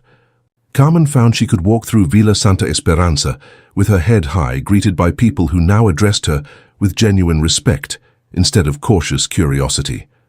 But it was at home where she discovered the most profound transformation. Rosa had absolutely flourished under Carmen's tutoring like a flower after rain in desert soil. The lessons had evolved far beyond basic reading. Now they explored history, geography, advanced arithmetic, and even rudimentary natural philosophy that Carmen adapted for an extraordinarily sharp 9-year-old mind. The girl had demonstrated a prodigious memory that allowed her to recite complete poems after hearing them only 3 times, and an aptitude for mathematics that suggested talent that properly cultivated could take her much further than society of her era considered appropriate for women. But what most moved Carmen was seeing how Rosa had recovered the spontaneous laughter and unlimited curiosity that are childhood's natural patrimony when it develops in an environment of love and constant encouragement. The girl who had been shy and cautious had become an eager student who devoured every new concept Carmen presented, making connections between different subjects that impressed even Carmen with their sophistication. Rosa's transformation extended beyond academics. Physically, she had grown taller and stronger, carrying herself with the confidence of someone who knows her words will be heard and valued. Her relationship with Raphael had deepened. Father and daughter now shared evening walks, where they discussed Rosa's lessons, talked about plans for the future, and simply enjoyed each other's company in ways that hadn't been possible during the dark years after Catalina's death. Diego remained a more complex enigma, but Carmen had begun to detect subtle changes in his behavior that suggested a gradual softening of his emotional defenses. She observed him working with the livestock, admiring his natural skill, and the way animals responded to his presence with trust that spoke of years of fair and understanding treatment. It was evident he had an innate instinct for ranching, but Carmen also noticed signs of a truncated education that could benefit enormously from systematic attention. His relationship with Rosa had become notably more protective and nurturing.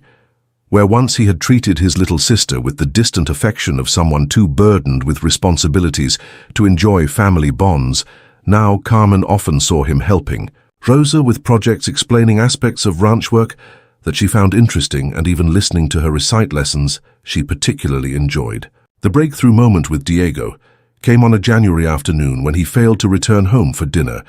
Raphael was at a meeting with potential livestock buyers in town, and Rosa had fallen asleep over her books after a particularly intensive lesson about natural sciences.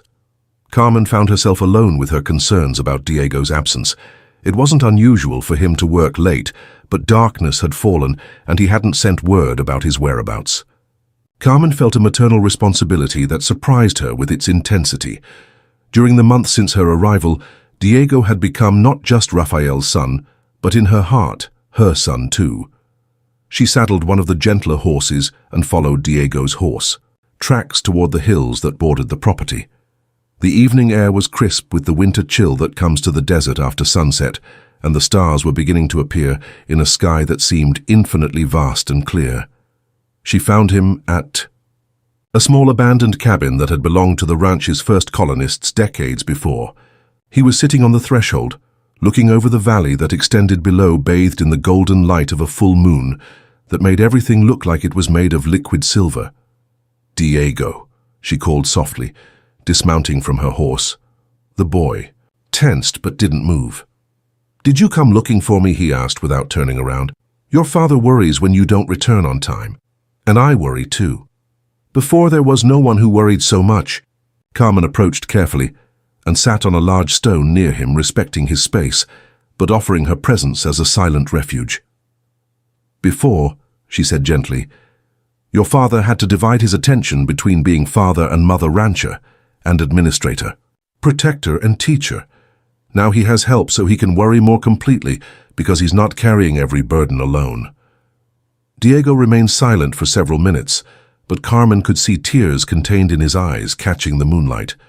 "It's different now," he finally said, and his voice carried a complexity of emotions that surprised Carmen with their maturity. "Your father has a new wife, Rosa has a new teacher, and I don't know what my place is anymore." The confession came out like a wound that finally opens to heal. Carmen felt a pang of pain recognizing in Diego the fear of abandonment she herself had carried for years. "May I tell you something about my childhood?" she asked gently. Diego nodded reluctantly. "When I was your age, my mother died of fever. My father married again a wonderful woman named Isabel. For months I hated her because I thought she was trying to replace my mother, until I became gravely ill, and it was Isabel who stayed awake all night applying cold compresses to my forehead and whispering prayers." Carmen paused, remembering. One night when the fever had broken, I asked her why she had bothered to care for me. She said something I never forgot. "I didn't come to replace the love that already exists, Diego. I came to add more love to this family." The boy looked at her with surprise at hearing his name. "That was my older brother's name," Carmen continued. "He died in the same fever as my mother.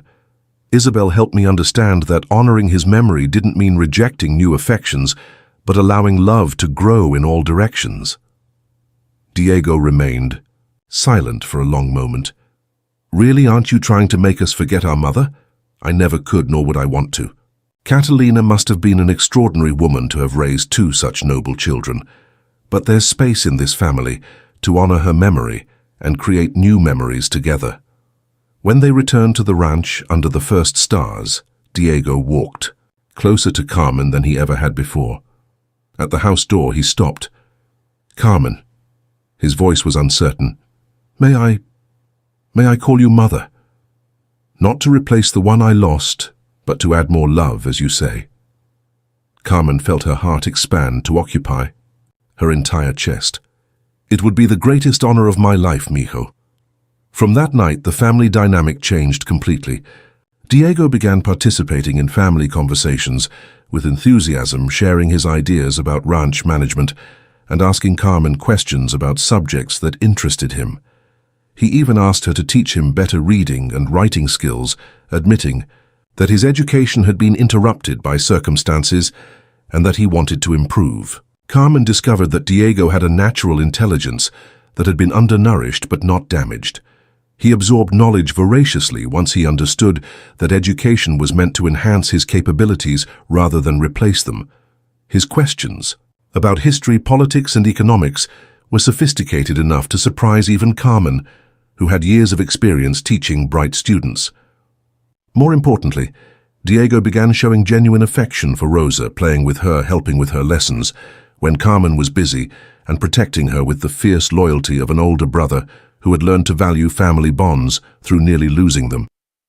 The transformation in the family dynamic was remarkable to observe.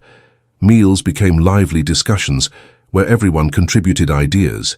Evening activities expanded to include group projects, Diego helping Rosa with a garden she wanted to plant, Carmen teaching both children about business principles through managing a small household budget, that Rafael gave them to administer family reading sessions where they took turns reading aloud from books that interested everyone. Rafael observed these changes with a mixture of relief and wonder. During dinner one night, after a particularly animated conversation about Mexican history that had involved all family members, he commented, "This house sounds like a house again. During 3 years after Catalina's death, we were just people living in the same place, surviving together, but not really sharing life. Now we're a family again." Carmen reached across the table to squeeze his hand. "We were always a family, Rafael. Sometimes families just need help remembering how to be happy together." That night, when Rosa and Diego had gone to their rooms, but could still be heard talking excitedly about plans for the next day, Rafael and Carmen sat on the portal, watching the stars. "Carmen, what we have now, this is better than what I hoped when I proposed marriage. Not because it's replacing what I had before, but because it's something completely new and beautiful in its own way." Carmen leaned against his shoulder, feeling a contentment she had never experienced before. "I think," she said softly, "that perhaps love isn't like we thought when we were young. Perhaps the best love isn't the passionate storm that overwhelms everything, but the steady warmth that makes everything grow. Could a family born from necessity transform itself into something stronger and more beautiful through patient cultivation of love, respect, and shared purpose?" The new life and second marriage. Spring of 1848 arrived at El Espejo del Cielo with an abundance that seemed to reflect the family's internal transformation.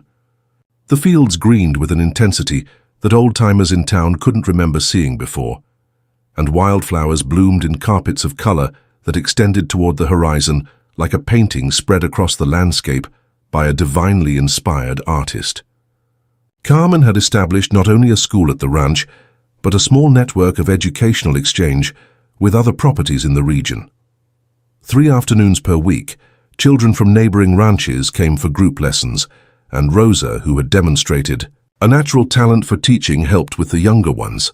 The sight of 15 children sitting under the trees around improvised tables, working on lessons, while Carmen moved between them, offering individual guidance, had become a symbol of progress that attracted visitors from throughout the state.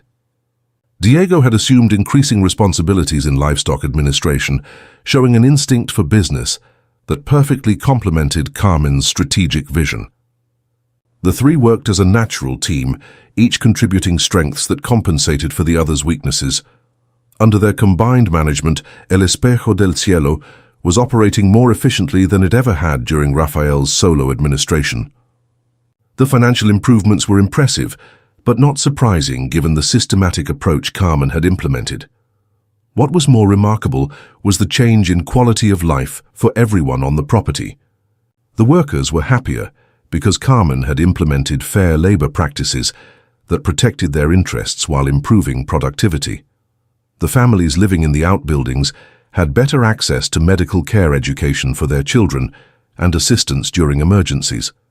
Carmen had also begun developing relationships with merchants and suppliers that extended the ranch's economic influence far beyond simple livestock sales.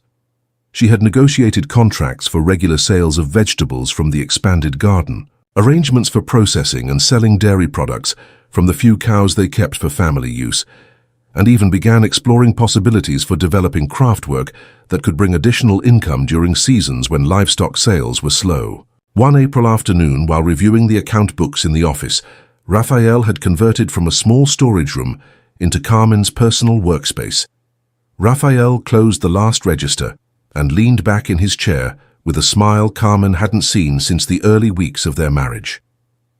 "Do you know that we have not only recovered from the fire losses, but that we have actually increased our overall assets by almost 40% in the last 8 months?" he commented, his voice filled with genuine astonishment.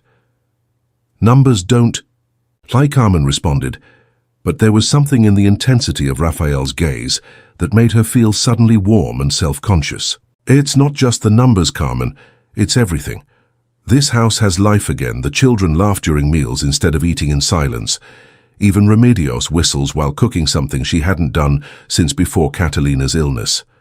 He stood and walked toward the small cabinet, where he kept important documents. From there he took a small blue velvet box that made Carmen's heart begin to beat faster.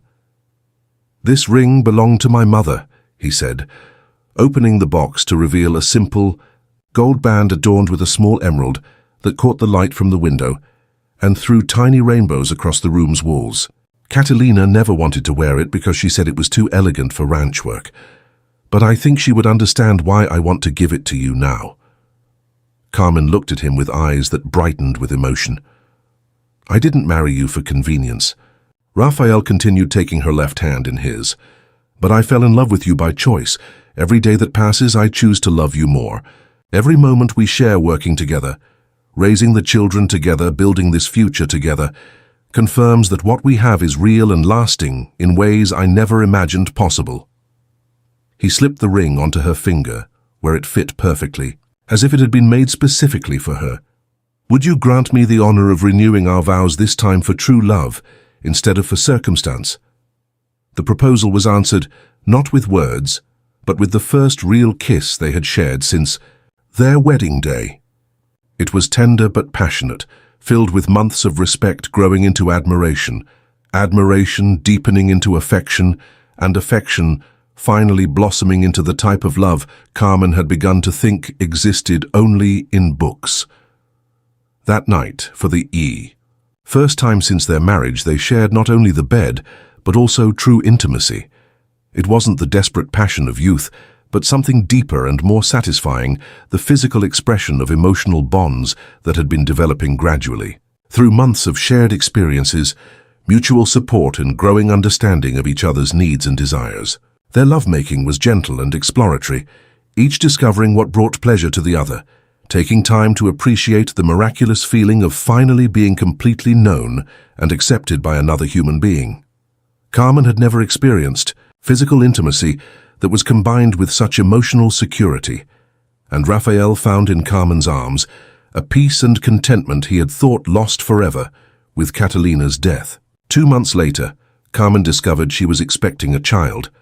The news was received with joy by Rosa, who immediately began planning how it would be to be an older sister and who started a detailed list of everything the new baby would need. Diego responded with a deep satisfaction that seemed to confirm for him that the future they were building was solid and permanent. "It will be like a new beginning for all of us," Raphael murmured one night while they rested on the portal after dinner, watching Rosa read stories to the barely visible bump of Carmen's belly that held their developing child. Carmen leaned against Raphael's shoulder, feeling a completeness she had never imagined possible. "Not a new beginning, my love. A continuation. We're not replacing anything that came before, we're building upon it, adding new chapters to a story." That was already beautiful, but needed more authors to make it complete. During the months that followed as Carmen's pregnancy progressed, the house filled with joyful anticipation that touched everyone. Remedios began knitting blankets and small clothes with an enthusiasm she hadn't shown for years. The workers on the ranch adopted a protective attitude toward Carmen, ensuring she never had to carry anything heavy or walk long distances alone. Rosa became increasingly maternal, practicing her caretaking skills on a doll Carmen had made for her and reading everything she could find about babies and child development. Diego took upon himself the responsibility of ensuring that all physical improvements around the house were completed before the baby's arrival, working with unusual dedication to repair paint and organize everything that might need attention.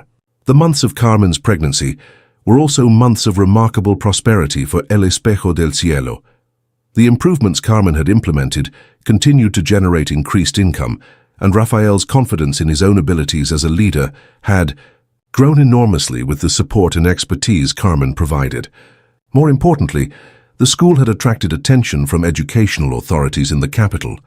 Inspector representatives had visited and reported that the quality of instruction and achievement levels of students were comparable to urban schools, with much greater resources.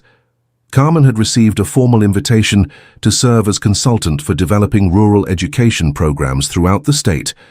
She had respectfully declined the offer, explaining that her commitment was to her family and her local community, but the recognition had enhanced El Espejo del Cielo's reputation throughout the region.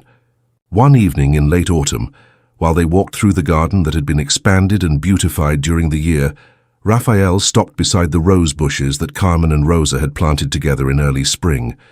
The roses were blooming magnificently, filling the air with fragrance that seemed to capture the essence of everything beautiful about their life together. "Carmen, do you ever wonder how your life would have been if you had gotten on that train 8 months ago?" Carmen considered the question, looking at the warm lights emanating from their home, hearing the voices of Rosa and Diego discussing their projects for the next day, feeling the movement of their unborn child within her. "I think I would have spent the rest of my life wondering what would have happened if I had had the courage to stay and build something real instead of running toward a safety that was actually another kind of prison." Raphael kissed her gently on the forehead. "In that case, my love, we both had the luck that destiny was wiser than our fears. How could a woman who had lost everything find in that loss the beginning of a life richer and more fulfilling than anything she had ever dreamed possible?" Community celebration and Soledad's birth. The autumn of 1848 brought with it the most important annual celebration of Villa Santa Esperanza, the Harvest Fair. For 3 days, the entire region congregated to exhibit the fruits of their work exchange products and strengthen community bonds that were essential for survival in the sometimes harsh environment of the Mexican desert. For Carmen, now 6 months pregnant and carrying her growing belly with the natural grace that characterized everything she did, this would be the first time she would participate as a full member of the community. The transformation since her arrival 8 months earlier had been so complete that sometimes she herself marveled at how thoroughly her life had changed. Preparations began weeks beforehand.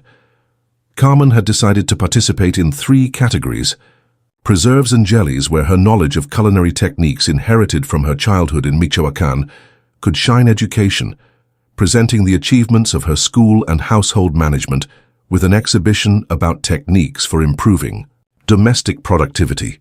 Rosa, now 10 years old and flourishing under constant education, had prepared a presentation about Mexican geography that included hand-drawn maps and small samples of typical products from each region. Her confidence had grown enormously. The shy child who had hidden behind Diego now stood straight with the assurance of someone who knows her ideas are valued and respected. Diego, for his part, had written an essay about modern ranching techniques that combined practical observation with theoretical knowledge. His writing had improved dramatically under Carmen's tutoring, and his ability to articulate complex ideas surprised everyone who remembered the resentful boy of barely months before. The Herrera family arrived at the fair in a carriage decorated with blue and white ribbons loaded with their contributions. Carmen wore a forest green maternity dress she had sewn herself, and she displayed Rafael's mother's emerald ring as a symbol of her new position. Her dignity was evident in every gesture, her happiness radiated in every smile. On the first day of competitions, Carmen's preserves dominated in all categories. Her prickly pear jam, her cinnamon honey candy, and especially her walnut dulce de leche received praise that made her blush with pleasure. The judges noted not only the superior taste, but also the innovative techniques Carmen had developed for extending preservation times and enhancing nutritional value.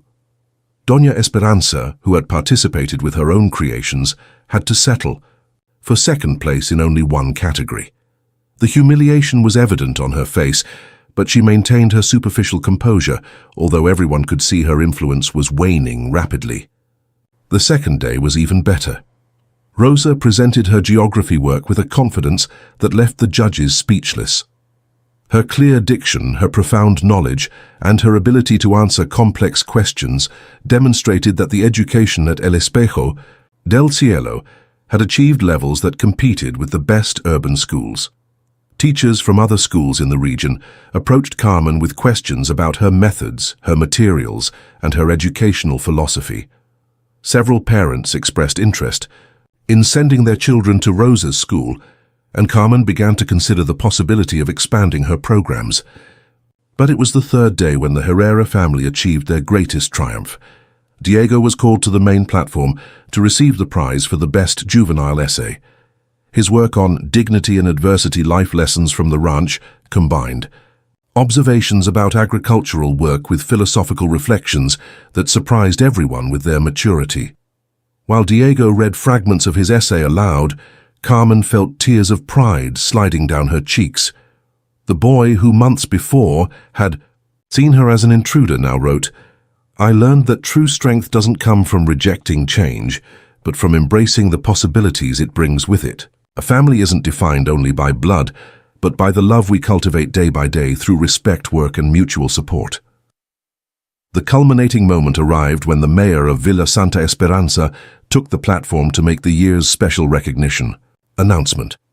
This recognition, he declared with solemn voice, is awarded to the family that best exemplifies the values of our community: work, education, charity, and progress.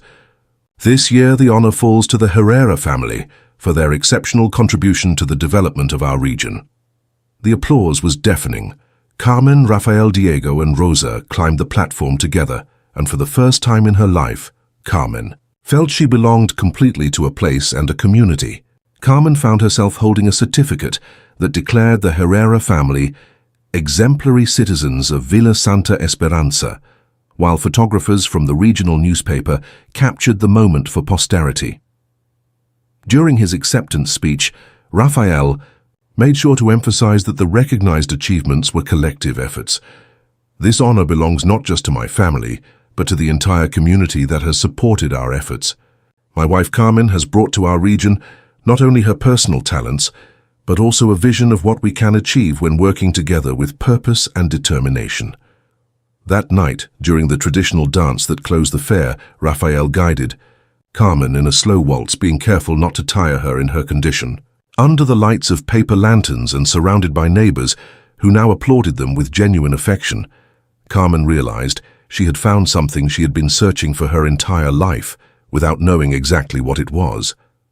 "What are you thinking?" Raphael asked while they danced. "I think that sometimes the greatest gifts come disguised as losses. If Fernando hadn't abandoned me, I never would have found this life, this family, this community that has accepted me as I am and valued me for what I can contribute. And I think that the abandonment that broke your heart temporarily opened the space for a love that will last forever." Later that night, after Rosa and Diego had gone to sleep, exhausted but happy, and after they had carefully stored their prizes and certificates, Carmen and Raphael sat on the portal of their home, looking at the lights that still twinkled in the distant village. "Raphael, do you realize that exactly 1 year ago, I was sitting at a train station convinced that my life was over, and I was working alone trying to manage a ranch that was slowly declining, while my children grew up without the guidance they needed." Carmen took his hand and placed it on her growing belly where their child was moving. "Our baby will grow up knowing from the beginning that families can be built through choice and commitment, not just blood. That love can be cultivated like plants in a garden with patience and daily care." Raphael leaned over to kiss her gently. And knowing that his mother is a woman who has strength to face any challenge, wisdom to solve any problem, and love enough to embrace anyone who comes to our family needing home. Could a woman who had arrived as a refugee become not only the heart of a family, but also a symbol of possibility for an entire community? Soledad's birth and the renewal of vows. Christmas of 1848 brought with it an unexpected proposal that would transform a private celebration into a community event of extraordinary significance. Father Miguel visited El Espejo del Cielo one December afternoon when Carmen found herself in the 8th month of pregnancy and moved with the careful grace of someone carrying a precious treasure. "I've been thinking," the priest commented, while they shared hot chocolate and buñuelos, that Remedios had prepared according to a recipe perfected during decades of feeding families during holidays, that it would be beautiful if our community could witness the renewal of your matrimonial vows, a year after your first ceremony, with everything you have built together. Carmen and Raphael exchanged glances. The idea resonated in both like a familiar melody. "It would be a way for the community to celebrate not only our love," Raphael added, "but also the example of what can be achieved when people support each other with genuine commitment." Carmen felt moved by the suggestion, but also slightly nervous about making their private relationship subject to public scrutiny again. "Father Miguel, we appreciate the idea, but wouldn't it be presumptuous to ask the community to celebrate our marriage when there are so many families struggling with their own difficulties?" The priest smiled with the warmth that had made him beloved throughout the region. "My daughter, in difficult times people need examples of hope. They need to see that true love exists, that families can heal and prosper, that individuals can overcome adversity and contribute something valuable to their communities. Your story offers exactly that type of inspiration." During the following days, Carmen and Raphael discussed the proposal extensively. They realized that their relationship had indeed become something larger than their personal circumstances. It had demonstrated possibilities for the entire region. Their marriage had shown that alliances based on mutual respect and shared goals could be more satisfying than unions based solely on passion or convenience. Their family had proven that children could thrive when adults worked together to provide stability, education, and emotional support. Their economic success had demonstrated that proper management and cooperation could bring prosperity to an entire community. Finally, they decided to accept Father Miguel's suggestion. The ceremony was scheduled for January 15th, 1849, exactly 1 year after their original wedding. But this time, instead of a private event in the small chapel, it would be a community celebration in the main plaza of Villa Santa Esperanza. The preparations involved the entire region. The women of the town made garlands of paper flowers in colors that complemented the natural beauty of the desert landscape. The men constructed a temporary altar decorated with fine woods and covered with textiles that had been woven locally using techniques passed down through generations. The children from Carmen's school prepared a choir that would sing during the ceremony, practicing songs that combined traditional Mexican melodies with lyrics that spoke about love, family, and community.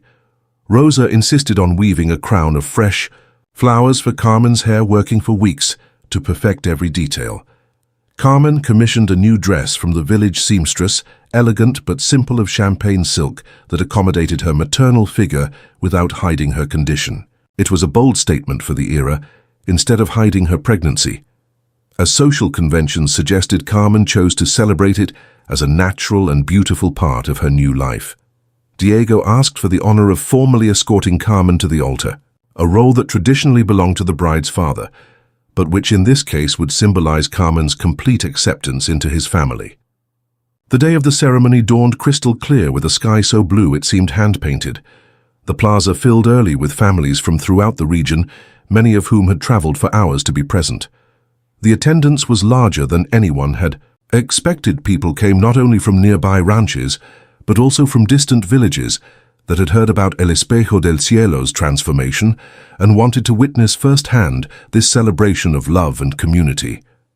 When Carmen appeared on Diego's arm, a murmur of admiration ran through the multitude.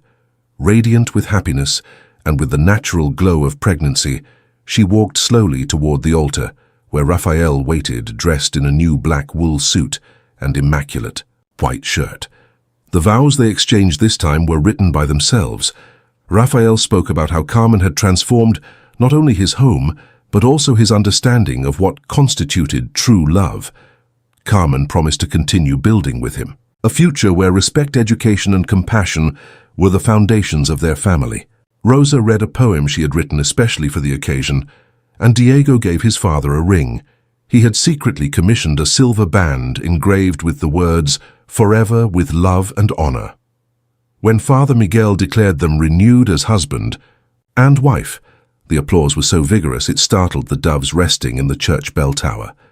The celebration continued well into the night, with music, dancing, and a community dinner where each family had contributed some special dish. Carmen, although tired from pregnancy, felt enveloped in a mantle of affection and acceptance that exceeded all her expectations. Sarsisanum Soledad's birth. 3 weeks later, on a February dawn, perfumed by the aroma of flowering orange trees, Soledad Herrera Mendoza was born.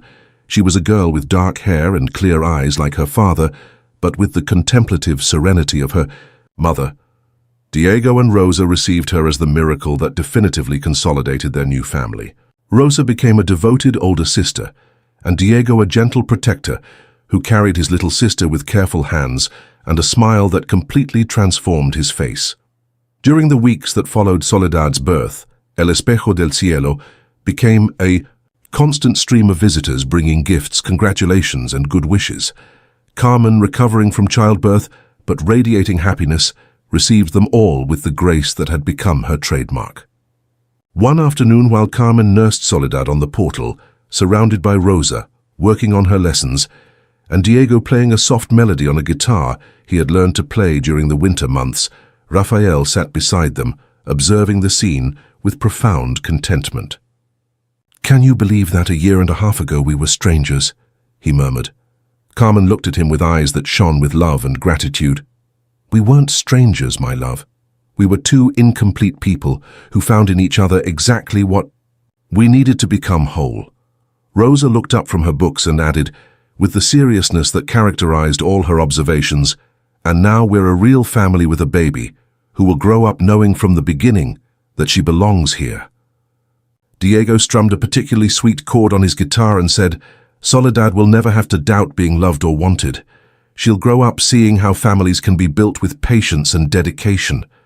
That night, after all the children were sleeping, and Soledad lay peacefully in her crib, Carmen and Rafael walked through the garden that now bloomed magnificently under the light of a full moon. "Carmen, look what we've built." Rafael gestured toward the house where warm light emanated from every window, toward the fields that extended verdant under the silver moonlight, toward the outbuildings where their workers lived in comfort and security. "It's more than I ever dreamed possible when I stepped off that train in Santa Esperanza. For me too. I thought my life was about maintaining what Catalina and I had built. I never imagined it could be about creating something entirely new and equally beautiful." Carmen leaned against his shoulder, feeling the baby stirring gently in her arms. Soledad means solitude, but she'll never know loneliness. She'll grow up surrounded by people who love her not because they have to, but because they choose to day after day. How could a child conceived in love represent the perfect symbol of everything a family had accomplished? Through patience, faith, and unwavering commitment to each other's well-being. 8 years later. Spring 1855. The dawn over El Espejo del Cielo painted the landscape with golden tones that seemed to promise another day of tranquil prosperity. Carmen, now 46 years old, moved through her home with the serene grace of a woman who had found exactly the place where she belonged. The changes that had occurred during the years since Soledad's birth were remarkable in their scope and depth. The house had grown and beautified considerably.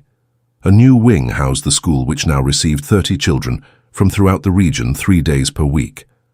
The garden that once had been abandoned now flourished with roses, jasmines, and medicinal herbs that Carmen had planted with loving patience. A small library had been established in what once was a storage room filled with books Carmen had accumulated through correspondence with educators throughout Mexico. Diego, now 26 years old, had become a formidable man, tall like his father, but with a natural elegance inherited from his careful education. He administered the livestock operation with a skill that had impressed even the most demanding buyers from the capital. His recent engagement to Elena Morales, daughter of a respected family from Hermosillo, had been celebrated with joy by the entire community. Diego had developed into more than just a capable rancher. He was a thoughtful leader who treated workers' fairly managed resources sustainably and understood that true prosperity came from improving conditions for everyone rather than maximizing short-term profits. His correspondence with other ranchers throughout the state had made him a respected voice in regional agricultural policy. Rosa, now 17 years old, had flowered into an intelligent and compassionate young woman who divided her time between helping in Carmen's school and studying by correspondence with professors from Mexico City. Her dream of becoming a certified teacher was increasingly close to realization, and she had received a scholarship offer to study formal pedagogy in the capital. Rosa had inherited Carmen's gift for teaching and had expanded it with innovations of her own. She had developed methods for teaching mathematics, using practical examples from ranch operations, created geography lessons that incorporated local history, and designed science experiments that could be conducted using materials available in rural areas. Her reputation as an educator had spread beyond Villa Santa Esperanza. Visitors came from other states to observe her techniques. But it was Soledad, now 7 years old, who filled the house with the vibrant energy of happy childhood. With her light brown hair always adorned with flowers, she collected herself and an insatiable curiosity that led her to ask questions about everything she observed. She was the light that illuminated every corner of the home. Soledad was growing up bilingual, speaking both Spanish and English with equal fluency, because Carmen had insisted that modern education required knowledge of multiple languages. She showed aptitude for both artistic and intellectual pursuits, drawing detailed pictures of plants and animals while also demonstrating mathematical skills that surpassed many children twice her age. More importantly, Soledad was growing up in a home where she witnessed daily demonstrations of respect, cooperation, and mutual support. She saw her parents working together to solve problems, her siblings contributing according to their abilities, and visitors from all social classes being treated with equal courtesy. The government challenge. One May afternoon, while Carmen supervised an advanced arithmetic lesson for the older students, an unexpected visit arrived. An elegant carriage stopped on the main path, and from it descended a distinguished man dressed in a formal suit from the capital. He introduced himself as Don Alejandro Ruiz, Inspector of Education of the government of the state of Sonora. He had come, he explained, to personally evaluate the school of El Espejo del Cielo, whose reputation had reached the governmental offices. For 3 days, Don Alejandro observed classes, examined student work, and interviewed parents. He was astonished by the educational level Carmen had achieved in conditions that many urban schools envied. The students read with comprehension levels that exceeded national standards, solved mathematical problems with creativity and accuracy, and discussed historical and scientific concepts with sophistication that impressed even Don Alejandro, who had visited schools throughout North America and Europe. "Señora Herrera," he told Carmen on the last day of his visit, "you are a national treasure. Your methodology, your capacity to inspire both students and parents, your efficient administration, everything is exemplary." Carmen received the praise with the modesty that characterized everything she did. "I simply believe that all children deserve the opportunity to develop their potential, Don Alejandro. For that exact reason, I want to make you a formal proposal. The state government is establishing a program of rural schools.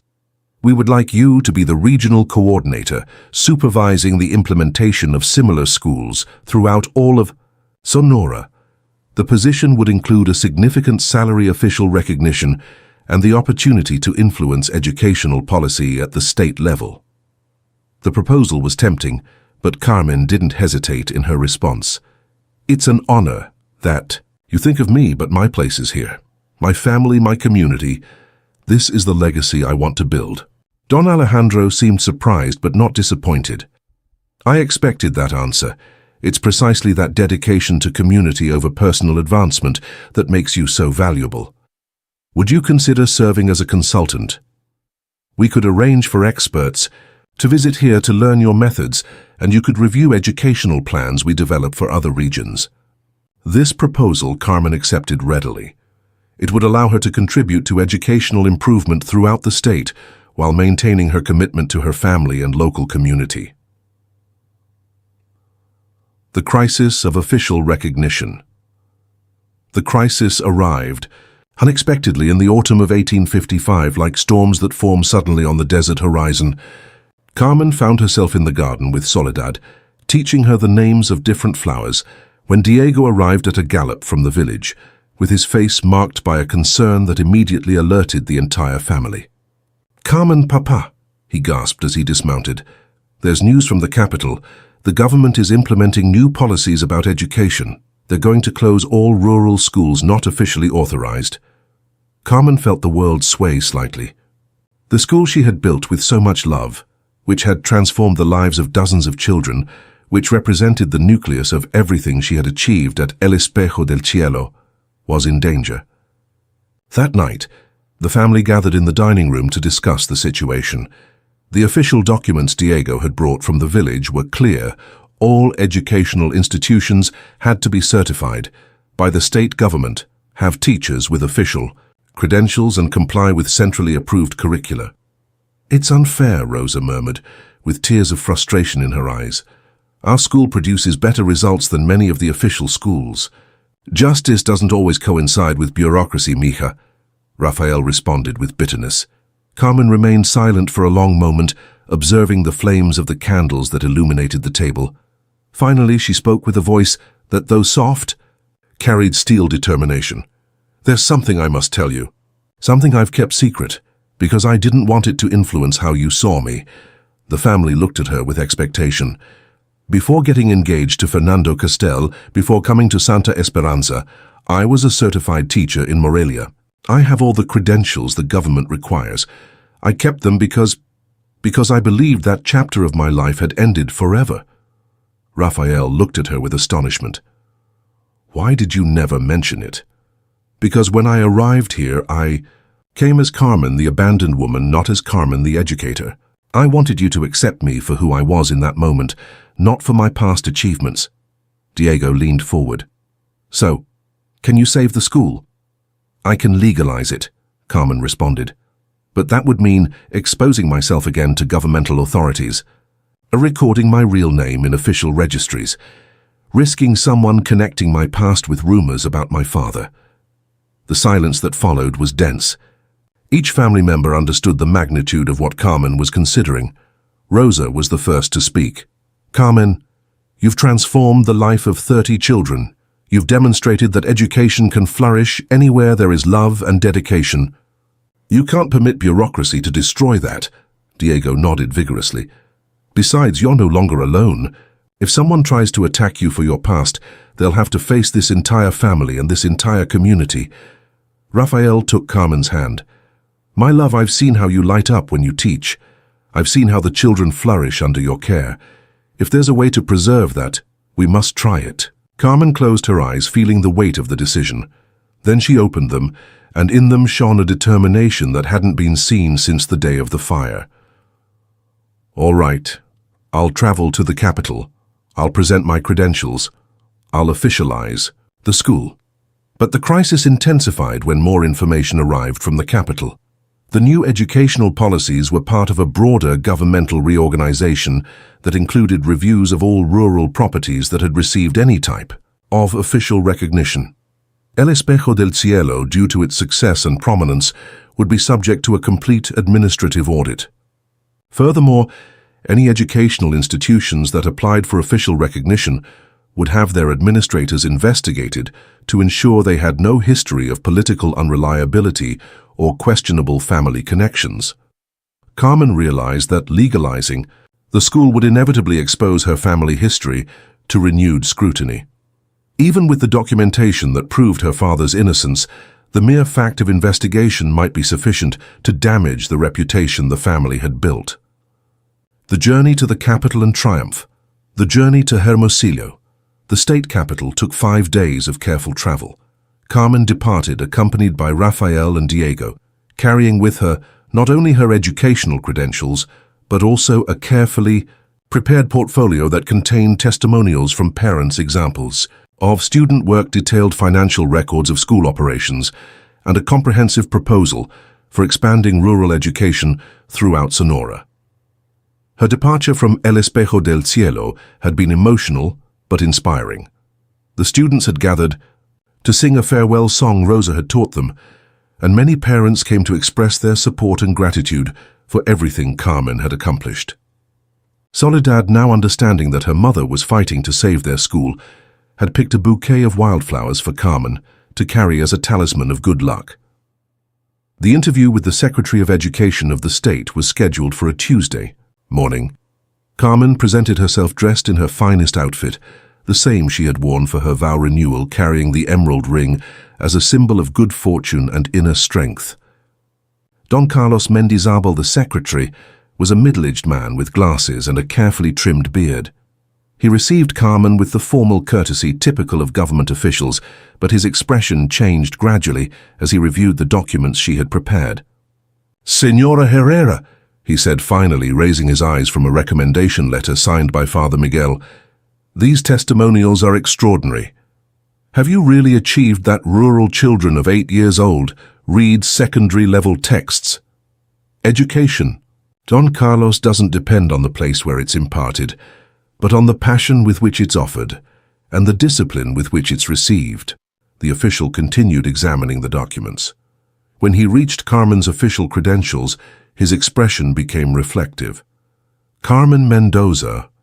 That name sounds familiar. Weren't you the teacher who worked at the normal school of Morelia about 15 years ago?"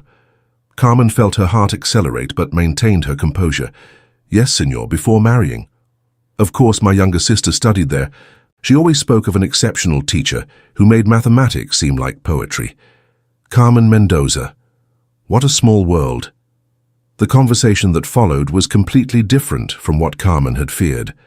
Don Carlos not only immediately approved the certification of El Espejo del Cielo school, but also offered her a position as regional supervisor of rural education. "We desperately need people with your experience and vision," he explained. "The state is growing rapidly, and education is fundamental to our progress." Carmen smiled with gratitude, but politely declined. "My place is at my ranch with my family and my community, but I would be delighted to receive other teachers who want to learn our methods." The response seemed to impress the official even more. "That's exactly the answer I expected from someone like you. Very well, Señora Herrera. Your school is not only approved, but will serve as a pilot model for other rural institutions." But success in securing official recognition was only the beginning of Carmen's mission in the capital. During the days that followed, she met with other educational officials, visited established schools to observe their methods, and began developing a comprehensive plan for expanding quality rural education throughout the state. She also met with legal authorities who formally closed the case regarding her father's alleged treason, presenting her with official documents that not only cleared his name, but also recognized him posthumously as a defender of Mexican sovereignty. The return journey to Villa Santa Esperanza was triumphant. Carmen carried with her not only the official certification, but also a substantial budget allocation that would allow her to expand the school purchase quality educational materials and establish scholarship programs for outstanding students. The final years and legacy. The years that followed proved the accuracy of Rafael's words. The school of El Espejo del Cielo became a model replicated throughout Mexico. Carmen's educational methods were studied and adapted in institutions from Baja California to Yucatan. Rosa completed her formal teacher training and returned to establish advanced programs that prepared rural students for university studies. Several of her former students received scholarships to study in the capital, and 2 became teachers themselves, carrying Carmen's methods to new regions. Diego and Elena married and established their own family in a house built on the grounds of El Espejo del Cielo, ensuring continuity for the traditions Carmen had established. Their children grew up bilingual and culturally sophisticated while maintaining deep roots in rural life. Soledad developed into a remarkable young woman who combined intellectual brilliance with artistic talent and deep social consciousness. She became a writer and advocate for rural education, ensuring that her mother's legacy continued into future generations. And Carmen herself became a figure respected throughout Mexico as a pioneer of rural education and an example of how personal adversity could be transformed into social contribution. On her 50th birthday, during a celebration attended by dignitaries from throughout the nation, Carmen reflected on her journey from the abandoned woman at a train station to the educator whose influence extended throughout her country. El Espejo del Cielo had indeed become more than a ranch. It was a symbol that demonstrated that true love doesn't just heal wounds, but builds futures that none could have imagined alone. Under the infinite stars of the Sonora Desert, Carmen Mendoza de Herrera had found not only a home but also her destiny to prove that it's never too late for a life to flourish in all its fullness. The last image of our story finds Carmen in her garden surrounded by her roses in bloom, watching as Soledad plays among the flowers, while Rosa teaches a group of children under the shade of the lemon tree. Diego and Rafael discuss expansion plans for the ranch and the aroma of remedios. Fresh bread floats in the warm afternoon air. In the reflection of the sky on the tranquil surface of the pond Rafael had built for Carmen, you can see the perfect image of a family that had learned that true love isn't found. It's built day by day with patience, respect, and the unshakable faith that tomorrow can be better than today. Carmen had discovered that sometimes loss opens space for love more profound than anything previously imagined, that dignity preserved during adversity becomes the foundation for joy that lasts forever, and that a woman's heart, when guided by wisdom and supported by true companionship, can transform not only her own life, but also touch countless others with hope and possibility.